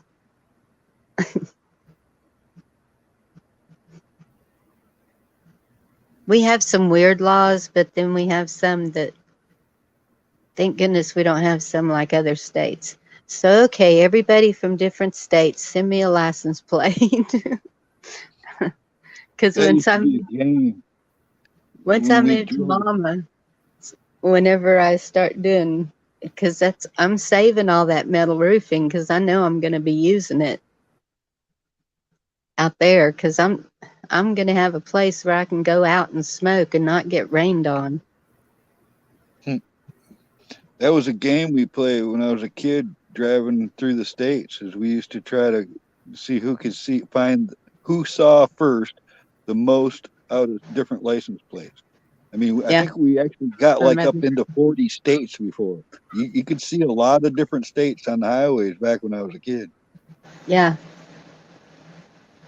Used to be that way here.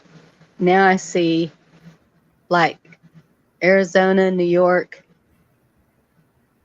Arkansas, Oklahoma, of course. Because I think we just travel back and forth all the time, Oklahoma. But that's about it. I don't notice. Oklahoma sucks and Texas blows or something like that. Yeah. Yeah.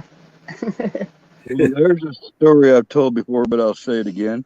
In 1970, riding with my mom to Texas, we were coming out of Oklahoma and just got into the panhandle of Texas, headed to Amarillo in her brand new red Le Mans. And by the time we got into the panhandle, a dust storm hit, and it was like seeing a massive tidal wave of darkness coming at us. I remember that as a kid. And Oh my we goodness. pulled over on the side of the road and weathered part of it because you couldn't see what was going on the road. It was so bad you couldn't see cars in front of you. So we pulled off to the side, and then we drove a while and pulled off the side. By the time we got to my grandpa's house in downtown Amarillo, which probably was less than a couple hundred miles, the car was completely sandblasted to the bare metal on one half of the car. Right? I mean, paint was gone. And it was actually already starting to rust a little. Wow. You know, I've never been in the Panhandle. Never. Really? The closest I've come to it was Wichita Falls. Yeah, Wichita Falls is the home of the worst tornado probably in history. That doesn't. I think it was 1978 or 79, right around in there. They had a tornado that ripped through there that destroyed half of Wichita Falls. Oh my goodness. Yeah, Well, I was yeah. just passing through. I've been through the Panhandle so many times I can't even count it on like 10 hands. You've been to the Big Texan then, huh? Oh yeah, I've been there and I've done that. I could never eat that steak, that whole damn steak. It's like 5 pounds of freaking steak. Man. Oh, yum. But yeah, When- that weather going up up there along, I guess it's 87, I want to say. Yes. Yeah, going up toward the Panhandle. Yeah. Yeah, that's some of the worst weather that you'll ever run into. It's right along the Red River. And I've driven through so many just unbelievable thunderstorms through that area, Texas. It's right on the, right on the border to Oklahoma, just a few miles across the Red River and you're in Oklahoma. When you look at the drought maps of the Great Depression, you'll notice that the Panhandle is dead center in the middle of what they call the Dust Bowl. Oh, that yeah. was the hottest, most drought-ridden area during the entire Depression. And that's where my mom grew up, is right in the middle of that nightmare. I think that's why that is why she was so frugal. You know what I mean? Yeah. Yeah, The Grapes of Wrath. I don't know if you remember that movie, but that was an old Henry Fonda movie that talked about the Dust Bowl days and how they were migrating out of Oklahoma and Texas toward California. I had forgotten all about that movie. I did. I forgot all about that. But now that you just sparked that memory. That's a great movie, man. I mean, people just don't understand the hard times people went through during the Dust Bowl days or the Great Depression, which is what even when I was a kid, knowing that she grew up there, it didn't dawn on me. All right. I remember being like 18 years old one time, and she was like, "Oh, I didn't even ever see ice cream till I was 16." And then it like certain things she would say like that, it kind of like shocked me into the thought of what they went through. Yeah, my dad grew up out in West Texas around, he grew up in San Angelo, Odessa, Midland area. And man, the stories he told me about the way they grew up out there is like, a steak was a luxury, they ate beans is what they ate. Yeah. That's probably why we always end up at that Big Texan. My grandpa just lived down the road from that. I mean, I remember going there every time I went to Texas. We went to the Big Texan to eat. Yeah. What's up, Doug? Buck? We didn't get to go out to eat. It had to be a really special occasion to get to go out to eat. But my grandmother grew up in East Texas, Carthage area, and so that she raised us the way she was raised, and I'm glad she did, because that's how I've raised my kids. And I can see that it's shown them somewhat the value of things. The two youngest are a little more spoiled, so they're a little worse, but not as bad as they could be. Yeah, I thank God that my parents were both Depression era. It took me forever to figure it all out, but now that I'm older, I just I really realize, what they must have went through. I mean, just a little sliver of what they went through, because I try to live real simple now, because things ain't getting no cheaper. That's for damn sure. No. And that's the knowledge that I think we should pass down, is how to live without, because all it is it just piles everywhere. Yeah. And just enough furniture to get by, just enough clothes to get by, just enough. That's the thing is, what that did to my mom is kind of hard. I mean, it'll take a second, but it's like, okay, the coupon thing back in the 70s, 80s, and even the 90s, she would, those big 4-drawer metal file cabinets. We had 3 of those that were just for her coupon clippings. All right. And she was like beyond master coupon rebate well, I don't know what you call it, but she would. I remember in the 70s going to Kmart with her, and I was the second basket pusher, and she would fill the first basket, and she'd fill the other basket, and one time and this is one stands out to me because I got a brand new Emerson stereo system. This thing had 8-track, cassette, phonograph, it had it all, but and they paid her $270 to take everything we had. With her rebates, triple coupons, and all her little tricks, they were paying her for us to take baskets full of stuff. And I'm not kidding at all. This happened more than once, but that's the one that stands out to me the most. Anyways, beyond that. Yeah, I remember S&H green stamps. My mom used to do those books of S&H green stamps. And we were middle class too. You know, I'm a military brat. But, you know, my mom was still man, she believed in saving, man. I mean, she used S&H green stamps religiously. Well, you know, we had to clean out her stuff. She had, okay, you know, there was 2 kitchens in the place, and one of them was just for storage. And then she had an old kitchen that she had disassembled and all the cabinets put in the garage. So going through those garage cabinets and all of her cabinets, there were hundreds of cottage cheese containers washed in Ziploc bags, hundreds of microwave dinner plates that had been washed and stacked in Ziploc bags, hundreds of bars of soaps, brand new soaps, you know, hand soaps, liquid soaps, detergent soaps, you know, 50 bottles of bleach. She had pack ratted over the years where she had so much shit, man. It was unreal. Carl, we don't call that pack ratting. We call that prepping. Okay. Yeah, it's prepping. Yeah, man. Because you never know if you're going to be able to get it.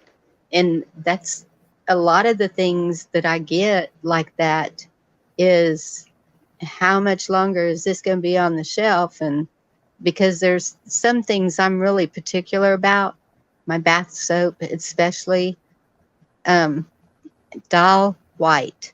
And it's getting harder to find that because they want to put all that scented crap in it. So, yeah, I stock up. Yeah, Dove soap used to be the thing that my mom always bought. Yes. She had, man, that was, you know, like gold almost. I had soap for over 5 years after she had passed. Well, that's good. You were taken care of. Yeah.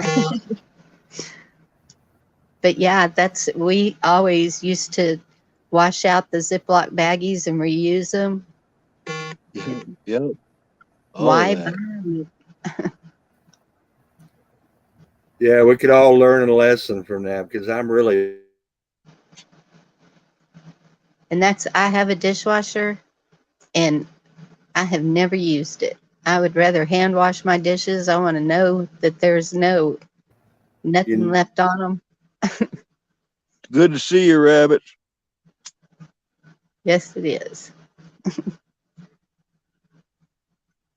Yeah, you know, people call me cheap, and I just like, no, I'm not cheap. I'm frugal.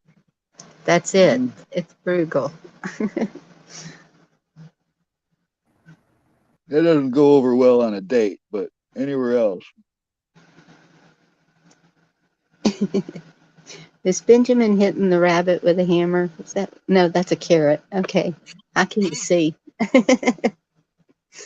Uh-oh, we lost Patrick. And if Chuck's not there, we can't get him back up. Mm-mm. Hey, Rabbit, I'm here. I'm looking at GTOs. I never know when you walk away anymore either. I know you got life going on around you. I think that's what one of my friends had, and it had that scoop thing on the hood of it. Yep. It's hard. Well, we had to stop in the middle of town. It broke down. Well, the carburetor caught on fire. So We were all jumping out in the middle of the highway. Did you have to pee on it or something? No, I didn't pee on it. Is that a guy thing? Strut around and pee on it. Yeah, Well, if it's on fire and you got nothing else. I think it's a little harder for a girl to do that. Yeah, it'd be much easier for a guy. Just whip it out and do it. I don't know. Girls got talent sometimes. Yeah, right. Might do like a cartwheel. Might do like a repeating cartwheel thing over the front of the car or something. I don't know. Here y'all go. Look at this picture. This is a '64. This is a car I've had it buried. This picture, and I love this car. 1964 GTO.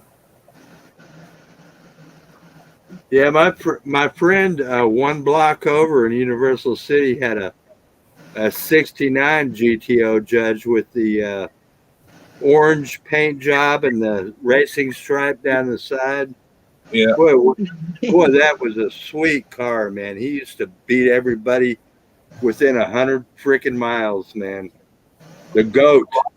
I like all of them, but I love that first. I'm an oddball. Everyone's like, that car was ugly back then. Shit, that car's beautiful to me. That's not the one. Maybe it wasn't a GTO. I don't know what it was, but it was more. Well, Bonnie, GTOs changed appearance within a 3-year period drastically. Every year they changed a little bit, especially that first year. The next one was much drastic, and it looked the same up to, let me see, I think it was.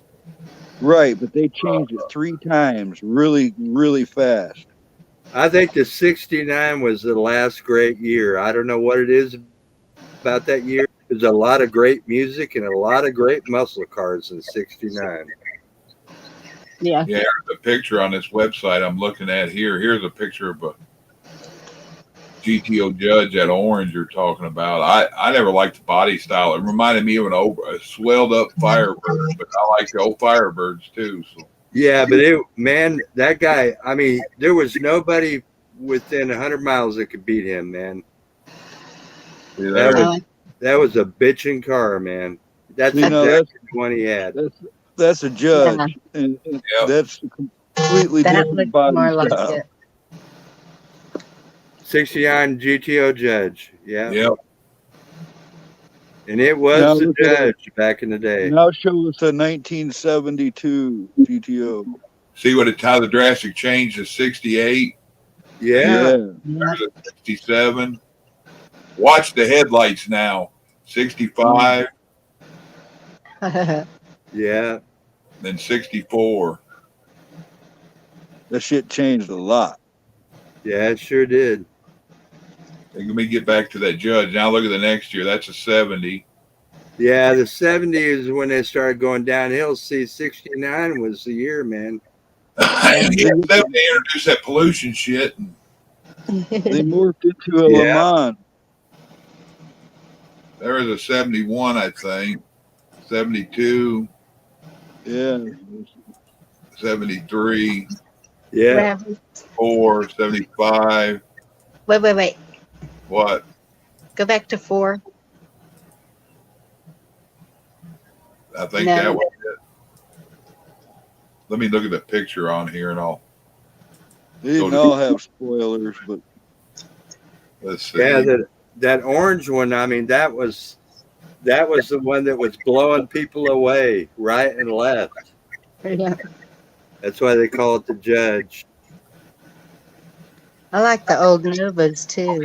Okay, here's this will get you, Bonnie. This sort of looked like a Nova in the front. I'm picking up extra pictures. You see it still? That looks like a Le Mans to me. Yeah. Yeah, the rear end looks. That's a sweet car. And then they made the one that looked like a Nova, this one. It was all over the board, wasn't it? Yep. I had a Malibu that I just loved. I like to have that 500 or 600 horsepower motor out of one of these newer ones to put in the old one just to build me a retro rod. Yeah. Yeah. I still like the pickups. Yeah, me too.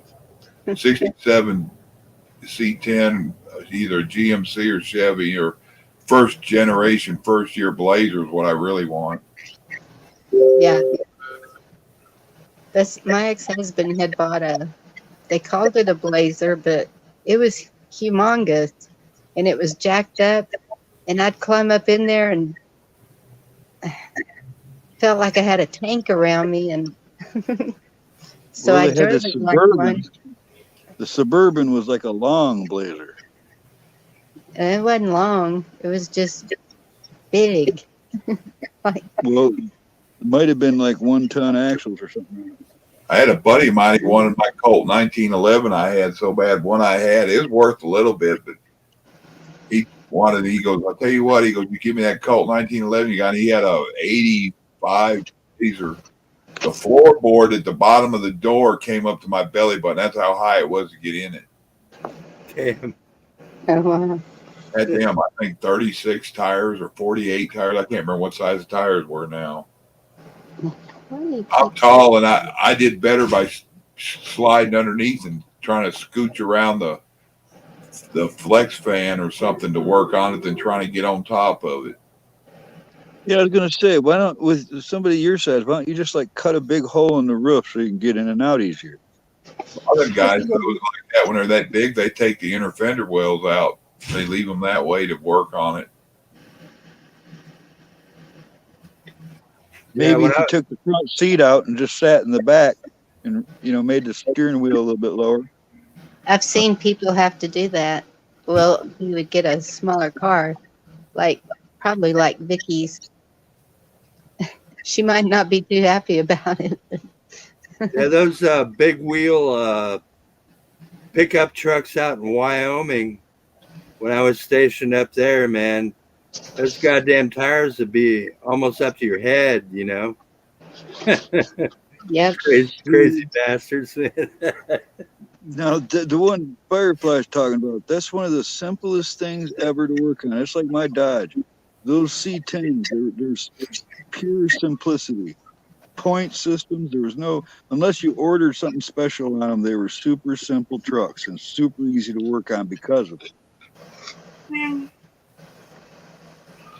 Yeah, a lot of people talk about back in, what was it, the end of the 60s, they had the small window and the big window, like 67. The small window, nobody wanted them back then. They wanted the full glass. Now that's the most highly sought after body styles, a small window. Right. But it's also like a 57 Chevy. Back in the day, if you had a 4-door, nobody was interested. They all wanted that 2-door 57. Yeah. But nowadays, they'll take the 4-door too, man. They want that too. I mean, it's an automatic. Everybody always carried on about the 57. I like the 55, 56 better. Yeah, I like anything old. It's like, I know a lot of people don't like Fords, but if it's an old Ford pickup, I dig a lot of those. Old Ford Bronco, the little ones, I like those. Certain things that they did, I appreciate way better than anything new. Yeah, I don't care nothing about none of this new shit. That's why I want to do little things I need to do on my truck out here and sell it. Shit, you and Mom were talking about the new Bronco She likes it. I wouldn't get it. She knows how I feel about Ford. She likes Blazers too. You ever seen the Plymouth pickup trucks? I think so. They're just like the Dodge, only they were Plymouth, and on the tailgate it says Plymouth. Just an oddball thing. Oh, maybe it was a Bronco. Now that I saw that word. That big one. There was a couple of styles. The first Broncos were little tiny things like the International Scouts. I'll be right back. In the late 70s, they made a bigger Bronco, and it was like, they were pretty big. I mean, they were as big as the Chevy Blazers of the 70s and 80s.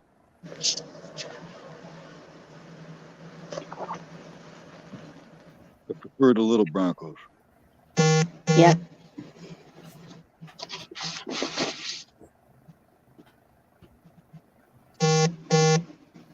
And the International Scouts were cool too. I used to look for internationals because those would last forever. 500,000 miles plus. They would just, as long as you kept good care of it, they'd last forever. Yeah, we had a international lawn tractor that stayed in the family for decades, from like 19. It's probably still running, Bonnie, because it got sold after it was bought new in the late 50s, and we used it all the way up till I don't know 2010. This thing lasted forever. Yep.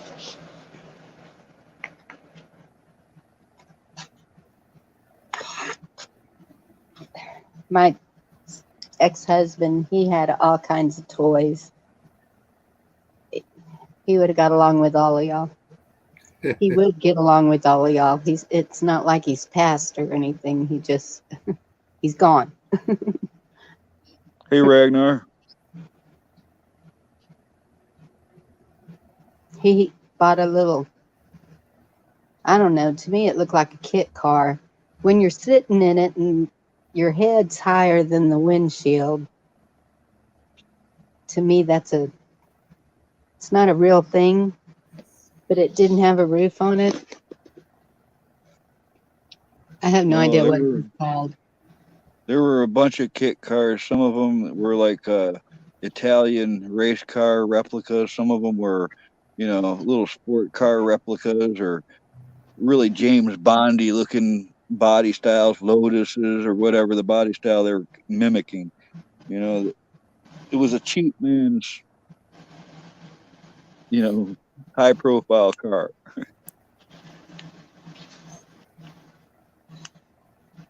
What's awkward? I don't know. Are you not tracking? When you let a silent fart in a store and everybody looks at you, that's awkward. Yeah. That George? Echo. Anna. Hi. Anna. See, I'm telling you, I can't read tonight. Can't see. I saw it. I couldn't help it. I had to come up. It's car talk. Yeah. I was remembering when I was. You hear an echo? I hear an echo. Echo. No, I had to come up to talk about growing up in Minnesota as a kid, and the floors would rot out in the car. When Firefly Farm brought up rusty cars and stuff, all I could think about is how the floors would rot out, and I'd sit there and drop pebbles out the floor. Oh, when I no. was a kid, and I'd get in trouble for doing it, and my brother and I would sit up on the seat and lean forward and spit, on the road when we were going down the road. But you could literally go to drive over an ice fishing hole when someone left their ice fishing hole and go fishing from in the car. I'm not Anna, kidding. You gotta at least say it once for us, don't you know? Don't you know?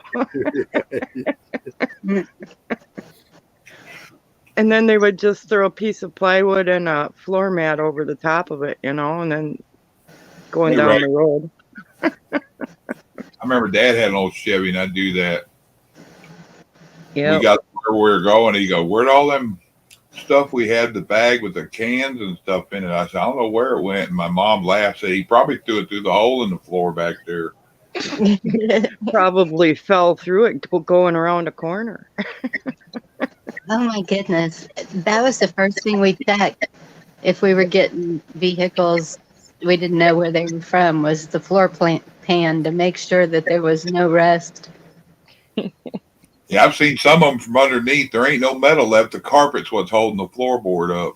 Yeah. I've seen some of them that were converted into little trap doors so people could ditch their beer cans in a hurry. Yeah. Well, I guess if you're going to buy a vehicle, buy it from Texas because we don't have that No, unless you're down at the coast. unless they've been sitting out somewhere with the windows busted out and the water sits in them. Yeah. Or if you're at the coast, I guess they're like that because of the salt. Hey, Ragnar.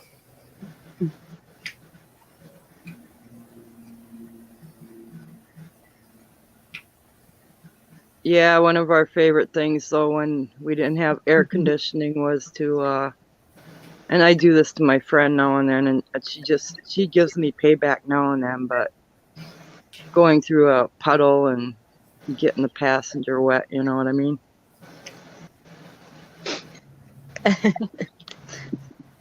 You know, maybe you shouldn't let Yeah. Judy watch that kind of stuff on TV. You don't want her stroking out over that dumb.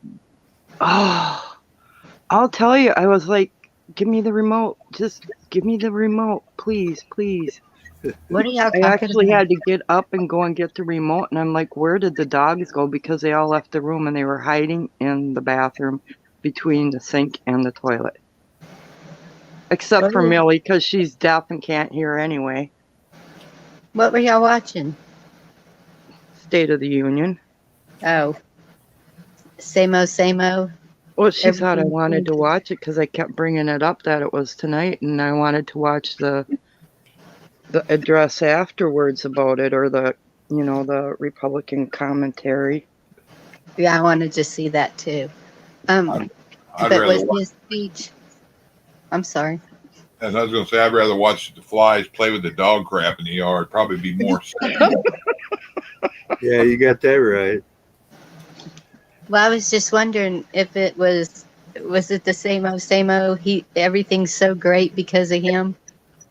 Well, Yeah, he taking wants to ban assault weapons too. Really pissed me off. Of and course, he's taking been working credit on for it. things going down when they are the reason that the frickin' things went up. Yes, that's what I meant. Like, Yeah, you have to give Trump credit for one thing. At least there was cheap fucking gas when he was in office. yeah. Well, wait a minute. Tell me one good thing that the Democrats have done for us. Okay, there was one that I saw, and I told y'all about it when it happened because I was like, okay, this shocked me. I think he was pushing to legalize marijuana. Yeah, it's the only good fucking thing. Yep. Yeah, but there's got to be an agenda behind it. I was Yeah, gonna say they're probably gonna make sure that's all controlled and jack up the prices on everything. They can't control that. The big pharma can get their money bag. Big pharma and big oil, that's where they make all the pharma stuff. Tax the crap out of it somehow, some way. I did see one thing though, it was kind of interesting a couple of weeks ago or whenever it was. Some guy from New York who was being interviewed on Fox News said that cigars are being taxed at like 79% and pot was taxed at 13%. How do you figure that shit? Should be taxed at all, but Yeah.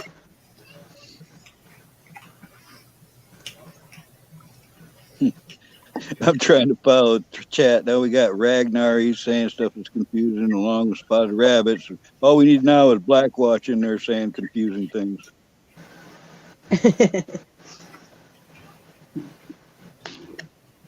I hadn't seen Blackwatch in a while. I haven't either. I've seen him somewhere. He's around. I forget whose stream he was on yesterday or something. He was on panel?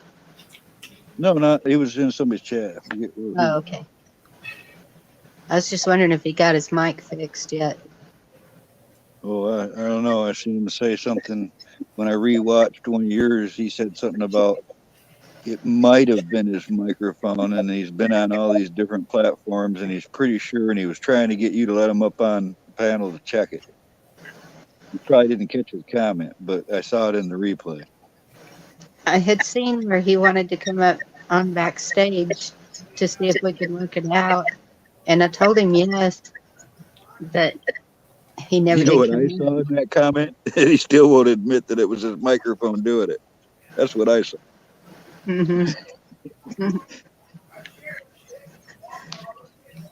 Bonnie, wasn't It's it my something fault, over the Bonnie. top of your camera or microphone that was causing yours to do that? But Oh, that's yeah, funny too. yes, and I was gonna mention that to him. Sticky note or something? Well, it was just a folded piece of paper, and I had tape over the microphones with because I didn't know the microphones were there. Oh, okay. What were you taping up? I had put a piece of paper over the camera because I was like, okay, everybody's freaking me out about the way they're watching us, and so what? If they want to sit here and watch an old lady, Hey, I'll tell you eating what. yellow I draw wafers. attention. I draw attention to myself. I do all kinds of stuff. Maybe I'll go and pick my nose or scratch my butt. I don't know. Give 'em something Wait to a minute. look What's at. wrong with watching an old lady, man? Eating yellow wafers. You know how these youngsters are about computers, so Then they're going to say, aha, we found the addiction. Now we're going to put something in that.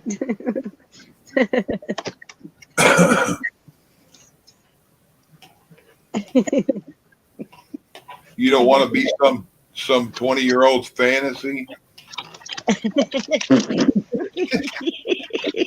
You know, I used to think it really took a sick person.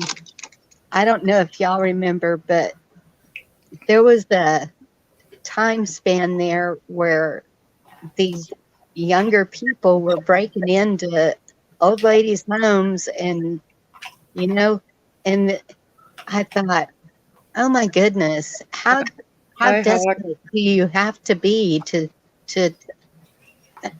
I don't know. You know, my neighbor said she left her window open and her doors unlocked for a month, and they never bothered her. You know what?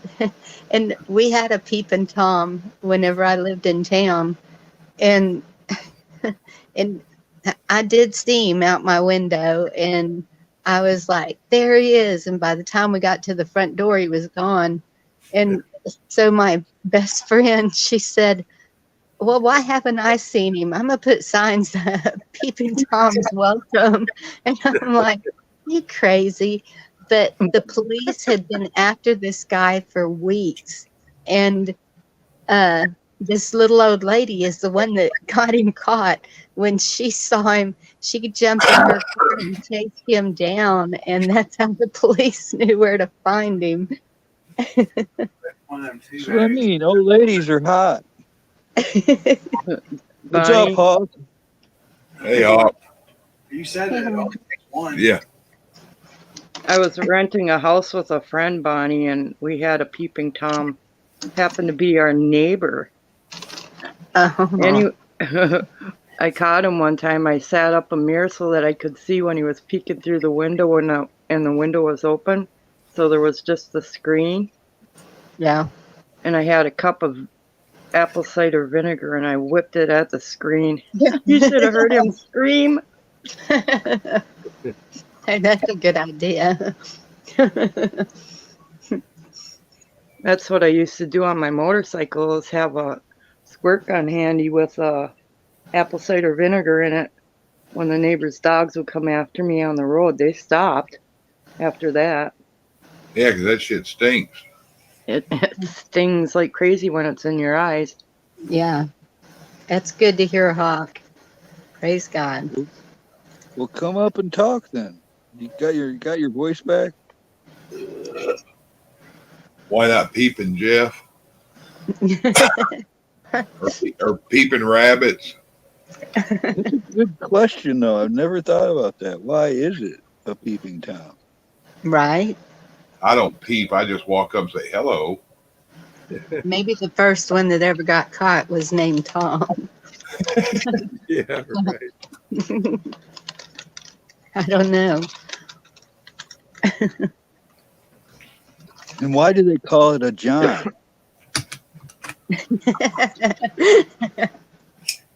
Most Johns are pissy.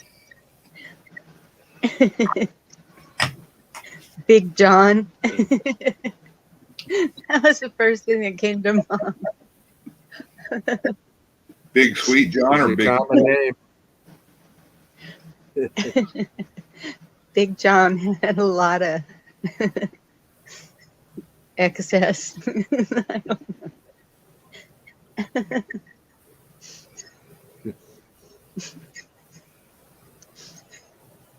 Okay, y'all are making my mind go in wrong place. Yeah, wasn't there a song about why didn't they call him Tucker, like old John Tucker or Dan Tucker or whatever his name was? Did he have Yeah. a really high voice or something? Yeah, something like that. Oh goodness. John Holmes. Yeah, That's right. what Rabbit just put. Johnny Holmes. Well, what about the song Big John? Big Bad John. Yeah, there you go. Did that boy look like he had a baby arm holding an apple?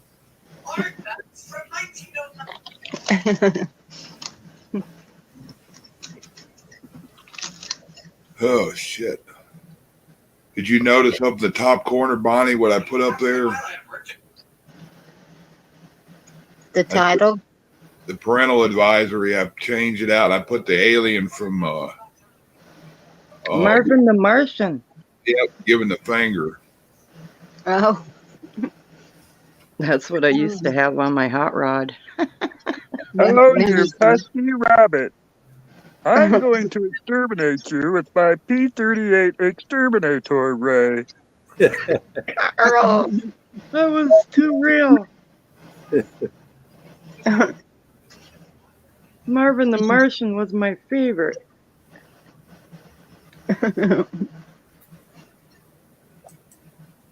So, did y'all already discuss your title?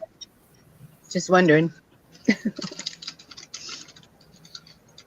I just put that up there for whatever. Oh, shits and giggles. Oh, I didn't say that. I don't want a balloon. We got one running the country, a guy that wants one, and that's bad enough. That's a buffoon, not a balloon. Yeah, that's for sure. Yeah, I misspelled dumbass somehow.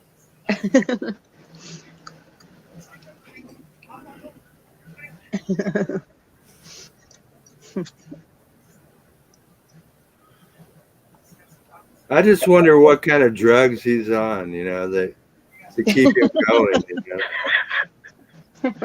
Hey, man, I'm not as thinking as stoned I am. The reason he's so confused is because it ain't the same one, so he don't know what the other one was up to continue. So he looks like the little old man lost in the front of Kmart trying to figure out where the hot dogs are at. Right. Yeah, when I saw that one where he was, oh, what did he say? He said it backwards, as usual, but it was bad. Oh, I can't even remember. Sorry. Yeah, he says that a lot.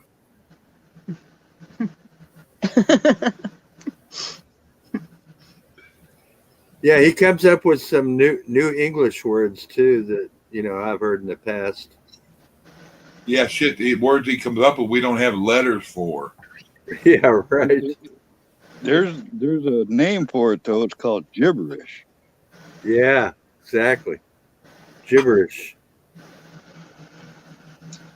What seems to be the officer problem?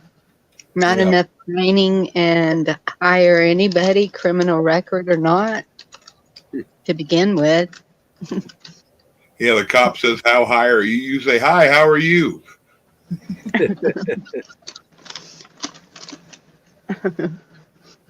Hi, how are you? Hi, how are you? How high are you?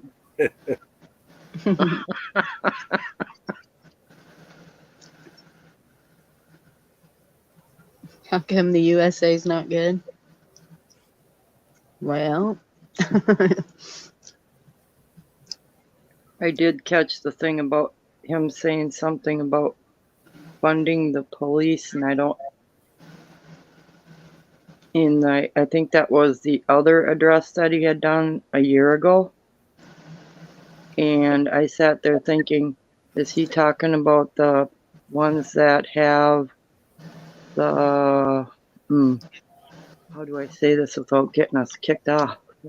I thought a year ago it The was ones from the defunding. Red Country, they have their police stations or something here. Yes. Yeah. Do they?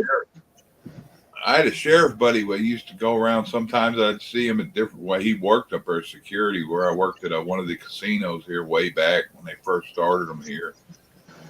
And he's going to have a bunch of people over making chili and have some kegs and have a full bar and all that outside. They asked me to come over. Two of his damn cop buddies showed up back at the trunks full of beer and whiskey that they confiscated, the stuff that wasn't open. And one of them opened a damn duffel bag and it had pot and coke and pills. And go ahead, if you want anything out there, go ahead and grab. I said, you ain't getting my fingerprints on shit. I don't even want one of your pops. My goodness. I think out in San Francisco, they pay homeless people like over $600 a month. Chuck, Just are for you doing still mad nothing. because you haven't found your queer M&Ms? Are you allowed to say that? Yeah, well, I didn't understand the first part of it, Carl. I didn't hear you. I guess I'm not supposed to say it. I didn't know that. No, I I heard the queer M&M part, but I didn't hear the rest. I said, are you still mad about that? I wasn't mad to begin with. You come in. Have you ever found them yet? No, I was just doing that to Jack with her because I told yeah, one but of it's a real thing, ain't it? Yeah. I saw it in the news.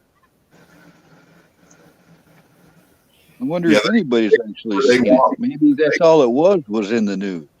They can stick whatever they want wherever they want. I don't need to know about it, see it, or hear about it, and I sure shouldn't have to accept it. That's like he's saying.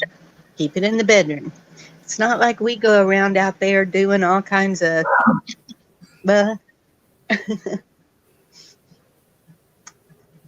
Flaunting our heterosexuality. Yeah.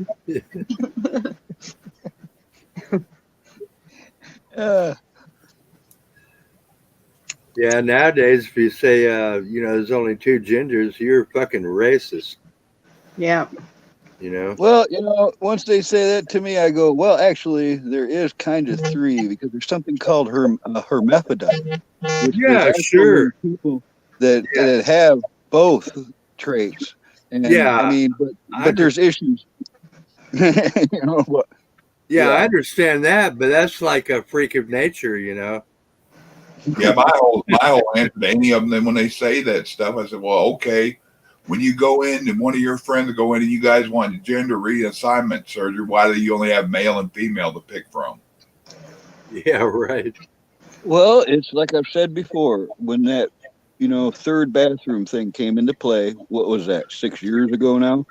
Anyways, if you looked up the percentage of people that would actually have used that, it was 0.01% of the population of the United States would have found a need for that bathroom. So why were they making it a national issue for something that was far below minority? All right. I mean, we're talking a very to cause chaos so that some pissed off daddy, brother, uncle, grandfather does something stupid because I'm trying to be nice.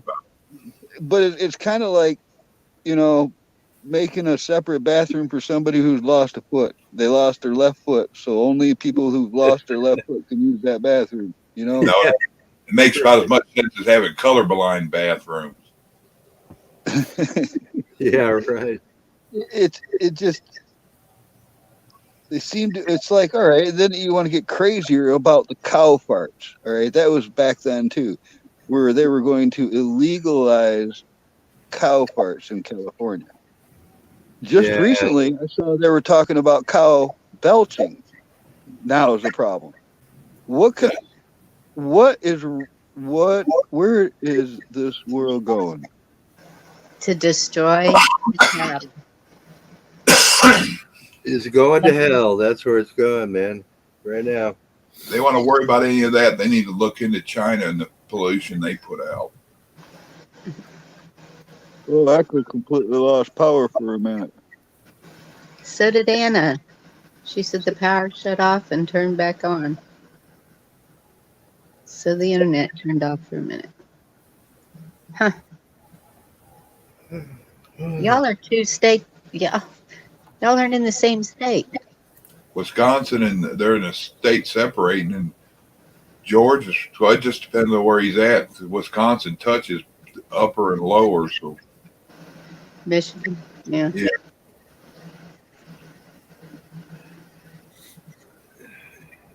If it wasn't for a bridge, it'd be its own. Upper would be its own state, wouldn't it?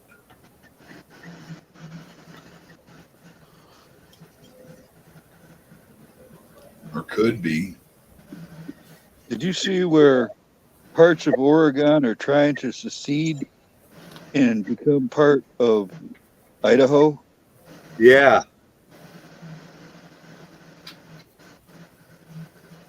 So I mean, there's a lot of things that would have to happen, but it actually, I heard it laid out to where it would actually benefit Idaho, so they'd be for it. It would benefit Oregon, so they're going to be for it. So it would just have to go in front of Congress to achieve it. Basically, a bunch of conservative counties pulling away from the blue.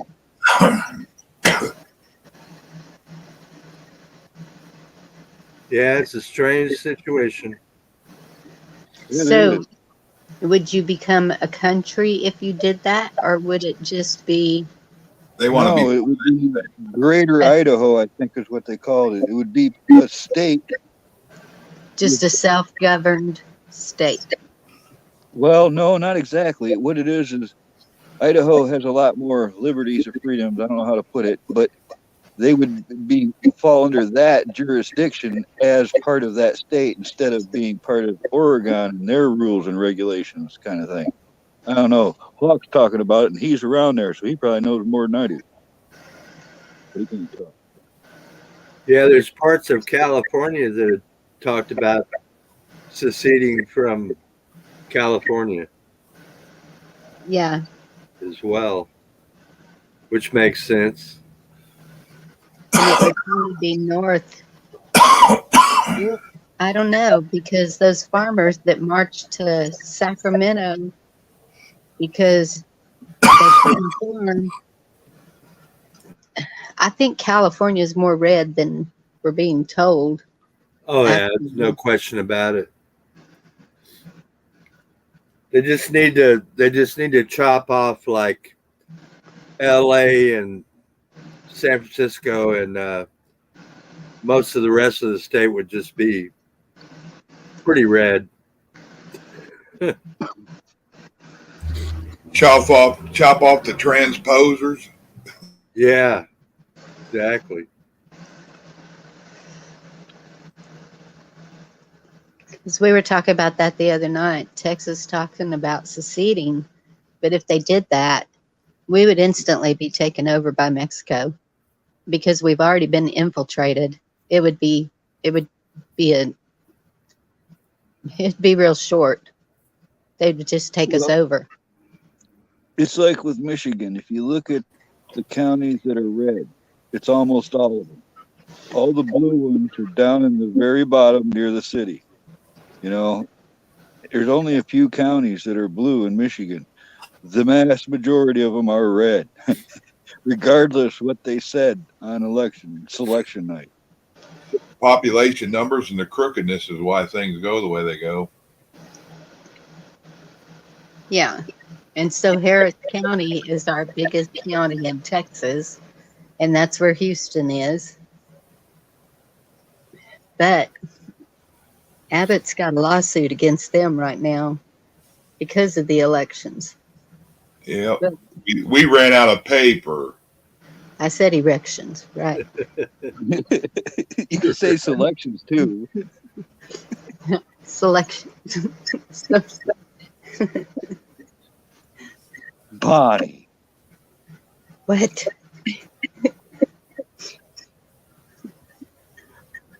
I'm sorry, I don't know YouTuberish. I'm just teasing you because I know your face is probably red just talking about it, even nobody can see it. Oh my goodness. Yes.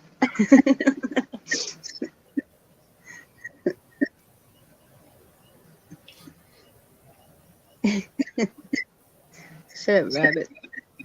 Talking about Denver in the chats. Tell you what, that Denver airport rabbit hole is pretty weird. Yeah. Denver's bad. Denver Airport's just a front, too. Yeah, they say that Denver International Airport is supposed to be the cog continuation of government.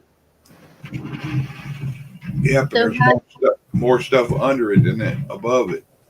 Yeah, supposedly, I mean, there's all kinds of tunnels and shit dug underneath that fucking thing. So how did Massachusetts go in the selection? I don't really know how Massachusetts went, but I don't know if those, you can call that allegedly underneath the Denver airport, because I've seen the layout plans. I've seen people go under there, video footage of it. I think those are real. Well, Yeah, I they think so have too. They have signs and they have it blocked off, and the signs say that it goes down into the tunnels, but nobody's allowed down there, and they have it blocked off. Yeah, they got the pale horse of the apocalypse right in front of the airport. They had these murals, post-apocalyptic murals painted on the inside, and I hear that one of them got so much controversy that they removed it or covered it up or something. Yeah, it is controversial. You look at that shit, man. It's like a sign of World War III, man. It's just too creepy, you know. Like soldiers wearing gas masks and a fucking, a nuclear cloud in the background and all kinds of stuff, man. It's Rabbit, how did that sculpture kill its creator? It is just weird. A horse can kill a person. No, he's saying that the sculpture in front of the Denver Creator, airport right. killed it. That's not bad. Yeah, the pale horse of the apocalypse. How did it kill in Revelations? The pale horse. I know, but Rabbit's is saying in chat that it killed the guy who designed it. Well, No. could be, I don't know. It's what he's saying, the meaning of it in Revelation. I think. I don't know. He might be double talking. Sometimes he does that. Uh-oh.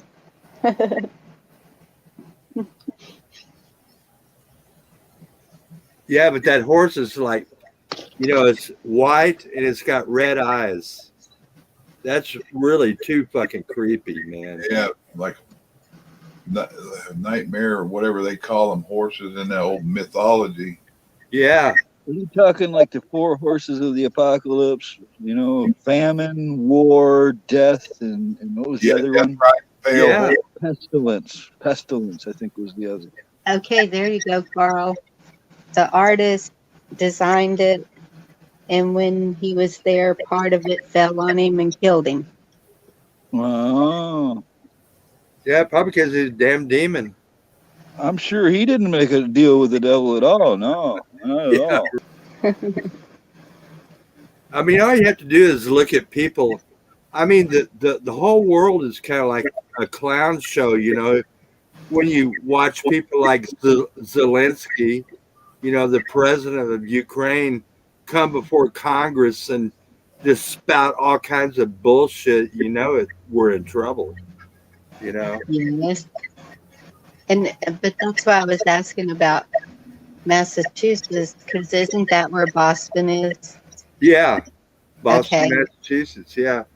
And Boston is where they're going to have the Satanic Convention this year Oh, wow. in April. The Satanic Temples, and it's called Satan Con. Wow. Well, Salem is in Massachusetts, right? Yes, it's close to Boston. Yeah, there you go. Oh, got his femoral artery. That's the one that you'll bleed out in minutes. It's just too much weird shit going on, you know, in the whole world, because, you know, they're trying to, you know, make it, trying to keep it a unipolar world, you know, and it's not looking like a unipolar world to me anymore. Well, That's I hope what- the guys who I hope that it gets the same attention that the Guidestones got. That's what I hope. Yeah. When you hear that word uni or like globalist or, you know, those kind of words, you know, you kind of raises a hair on your arms. You know what I mean?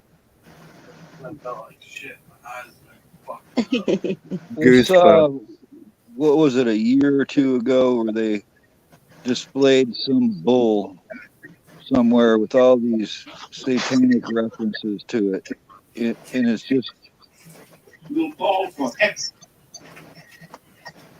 it's like they're doing that to scare people. In my eyes, that's what it looks like to me. You know, they know the scripture. I heard he even once said that the devil knows scripture better than anybody. You know, so Of course. And that's they use, it. So that's why everyone has thought it was going to be that it was going to be the end forever. I remember back in the 80s when the Jehovah Witnesses were coming by with their little pamphlets and the end of the world is here and get prepared and all this stuff. And I mean, so they've been saying it forever. And here we are. Yeah. And everybody thinks that that's what's happening now. Revelations. That Jesus is coming. Look at the And, Mormons, you know, I mean, you know, whether you agree with it or disagree with their brand of religion, they've been preppers forever. You know? So they know something. well, isn't it a bit weird that our capital to this country is laid out like an owl and a star? Yeah. And a triangle. Exactly. It's a perfect pentagram. If you look at certain aerial views, they Yes. show that it's a pentagram. And Those look at the Pentagon. You know? No, it's the more you look into it, the more you see of it. It gets crazy. Yeah. Mormons. The whole actual, you know, the hidden meanings of like the Washington Monument and stuff like that. It's and the Vatican is the same way. And so it's the Bible. It's DC, it's the Vatican, and there's one other. Is it the French? I can't remember what the third one is. There's three. Somebody showed the chart today. Where was I at that I saw that chart? I don't know, but supposedly those are the three in chart. Can you guys hear the coyote packs?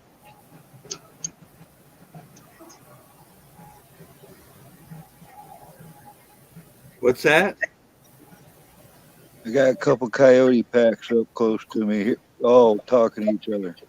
Oh yeah, I've heard those before.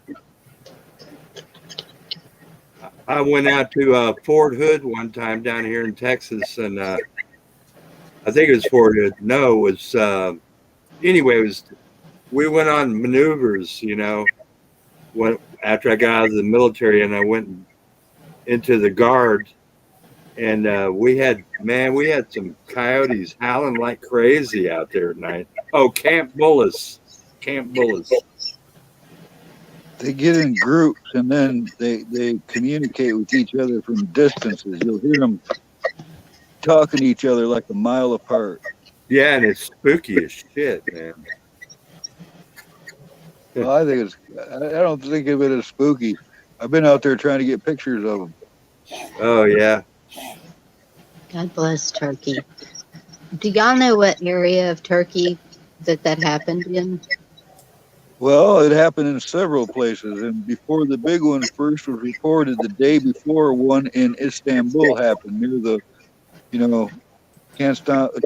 Constantinople, or it's what do they call it?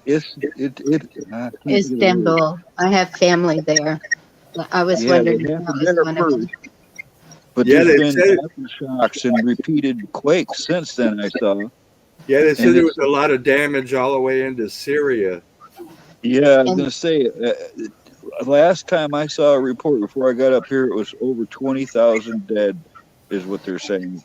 I'm sorry. Probably going to be more. Okay. And there was an American Air Force base there, and I don't know if it's still there. I know that they evacuated it one time, and that's when my father came home.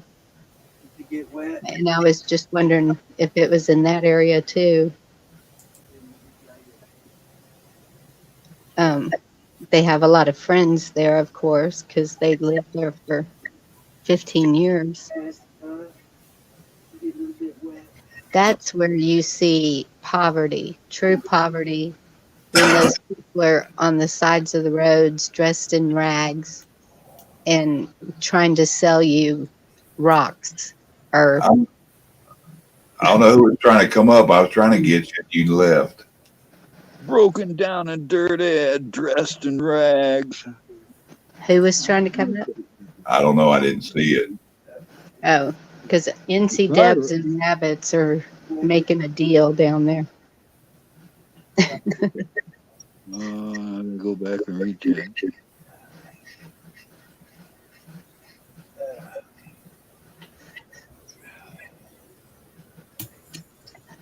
So Wow.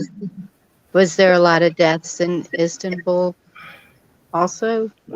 I didn't see where it was pinpointing where they were coming from, but I saw a lot of footage of pancaked large city buildings. I'm talking maybe 10 to 15-story buildings completely pancaked flat to the ground. It's going to be bad. I think the death counts at least 6,000. That's how bad it is. Goodness. And that's just, preliminary.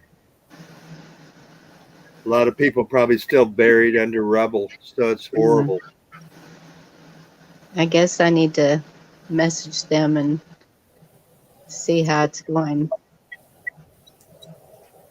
It said it was so bad that they took down old castles, ancient castles that stood through a lot of that. My goodness. And they have such beautiful moss there. I know people don't. That's a bad subject, but still. Yeah, I shouldn't even be spouting off what I've been seeing, because in a few days the story could change. I just really don't trust the media. Yeah. It just looks bad. Who was it? Rabbits said poor guys thought that was the end of the world over there. Yes.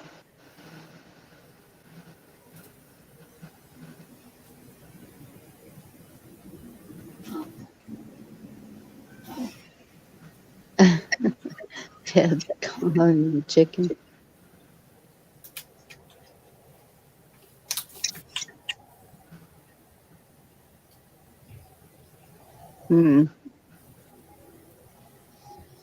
Yeah, you think about that many people dying, at least 6,000 people, and you just think, why am I still here? But you can't really think that way. There's a reason for everything, I guess. I know. It's just horrible to think about all those people that lost their life in just a blink of an eye.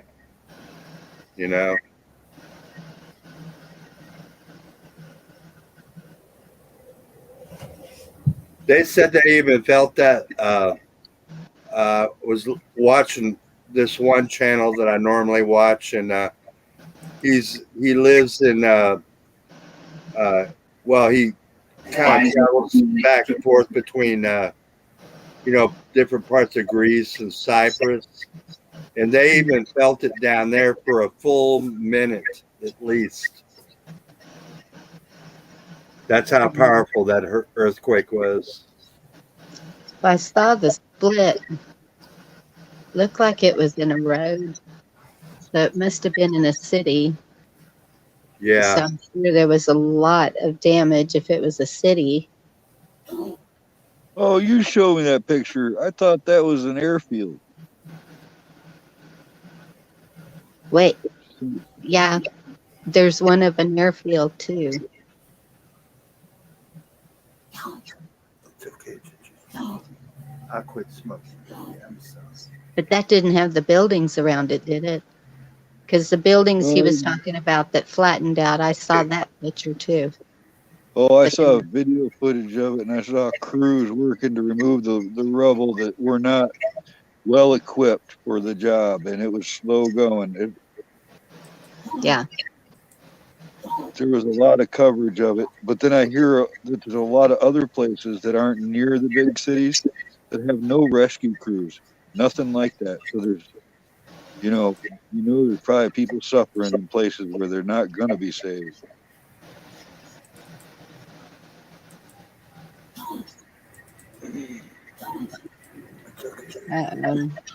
Sorry. I don't want to smoke anymore. I'm sorry. No, I can't look at it now.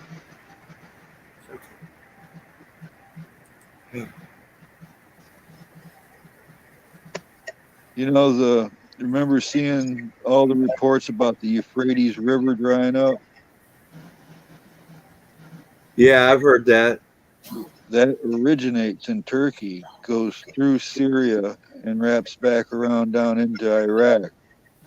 So I was thinking, I wonder if maybe the lack of water source might have been a warning, Yeah, it could be. Am I still here? Yeah. Yeah. Okay. It's okay. No, where'd you go, Bonnie?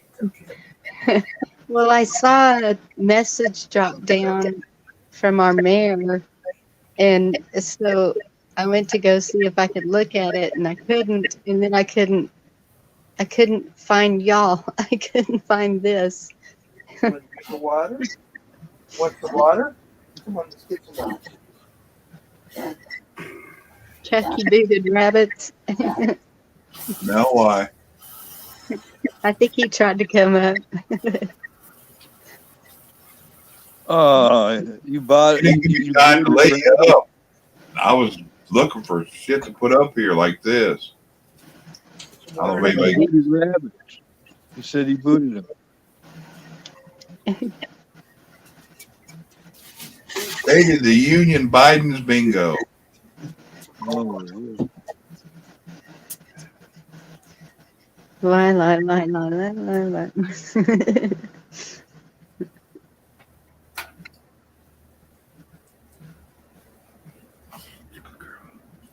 Shuffle. Will Joan know where he is?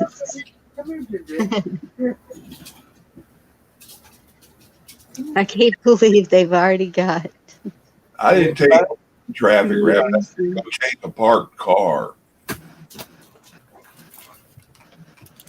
Here, give me a bite. Are you picking on rabbits, Chuck? He's trying to pick on me, so I'm being funny back. He's hiding from me like our buddy over here. I've tried to call him 2 or 3 times and message him, and he don't answer. Going by? I'm not his favorite turd no more. Okay. Rabbit, you do that? Yeah, Sounds come like on a challenge to me. Oh, I got Ginger. Well, I'll fix the close down. We can bull crap a minute back room, and I'm thinking about going to bed. Come up and chit chat for a little bit.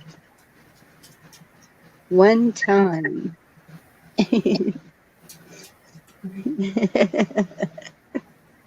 One time in band camp. Oh, I don't know what he's saying there. I'm sure Chuck does.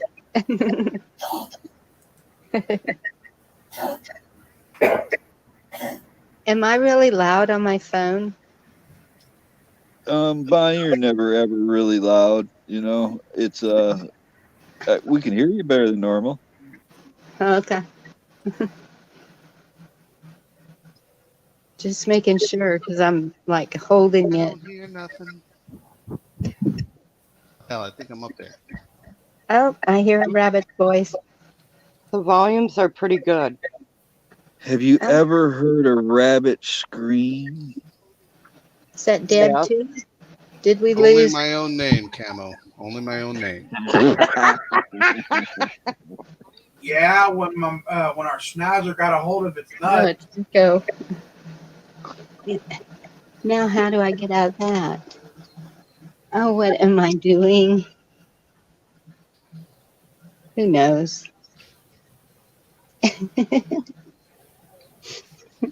Carl, I've heard a rabbit scream before. Here we go. They make a lot of noise, don't they, Wyatt? Yeah, our schnauzer got a hold of one's nuts one time and ripped them off. We lost somebody. We lost. Was it Bonnie? Because she was complaining about something. AB, is that who was up? Who was the Patrick? guy that? Yeah, Well, we Pat. Where's Everybody- rabbits? I don't break a promise. Where's rabbits? He's right Getting beside murdered. you. Emotionally. Okay. Well, good night, all y'all out there. Thanks for coming. I'm gonna cut it short. Talk a minute. We'll see y'all later. Much love. Thanks for coming. Y'all Night, have a everybody. blessed night. Go watch State of the Union, see our favorite president, and give you something to laugh at. Or go watch Cocoon, the movie Cocoon. Same thing. Go Cocoon. watch the fucking Pine Cone. You get about as much out of it. I want to know why we can't be live and talk. I had some things to say and stuff. You were slanderous. The We're pine still cone. alive. The pine cone is satanic, by the way. Oh, We're- hell, everything's satanic now. We're Pine still cones. alive, Here's the point. and it's not satanic. We're still alive. Oh, She's the, like, stop, the Pope. stop. The Pope. Good night, the y'all. Bye. Pope.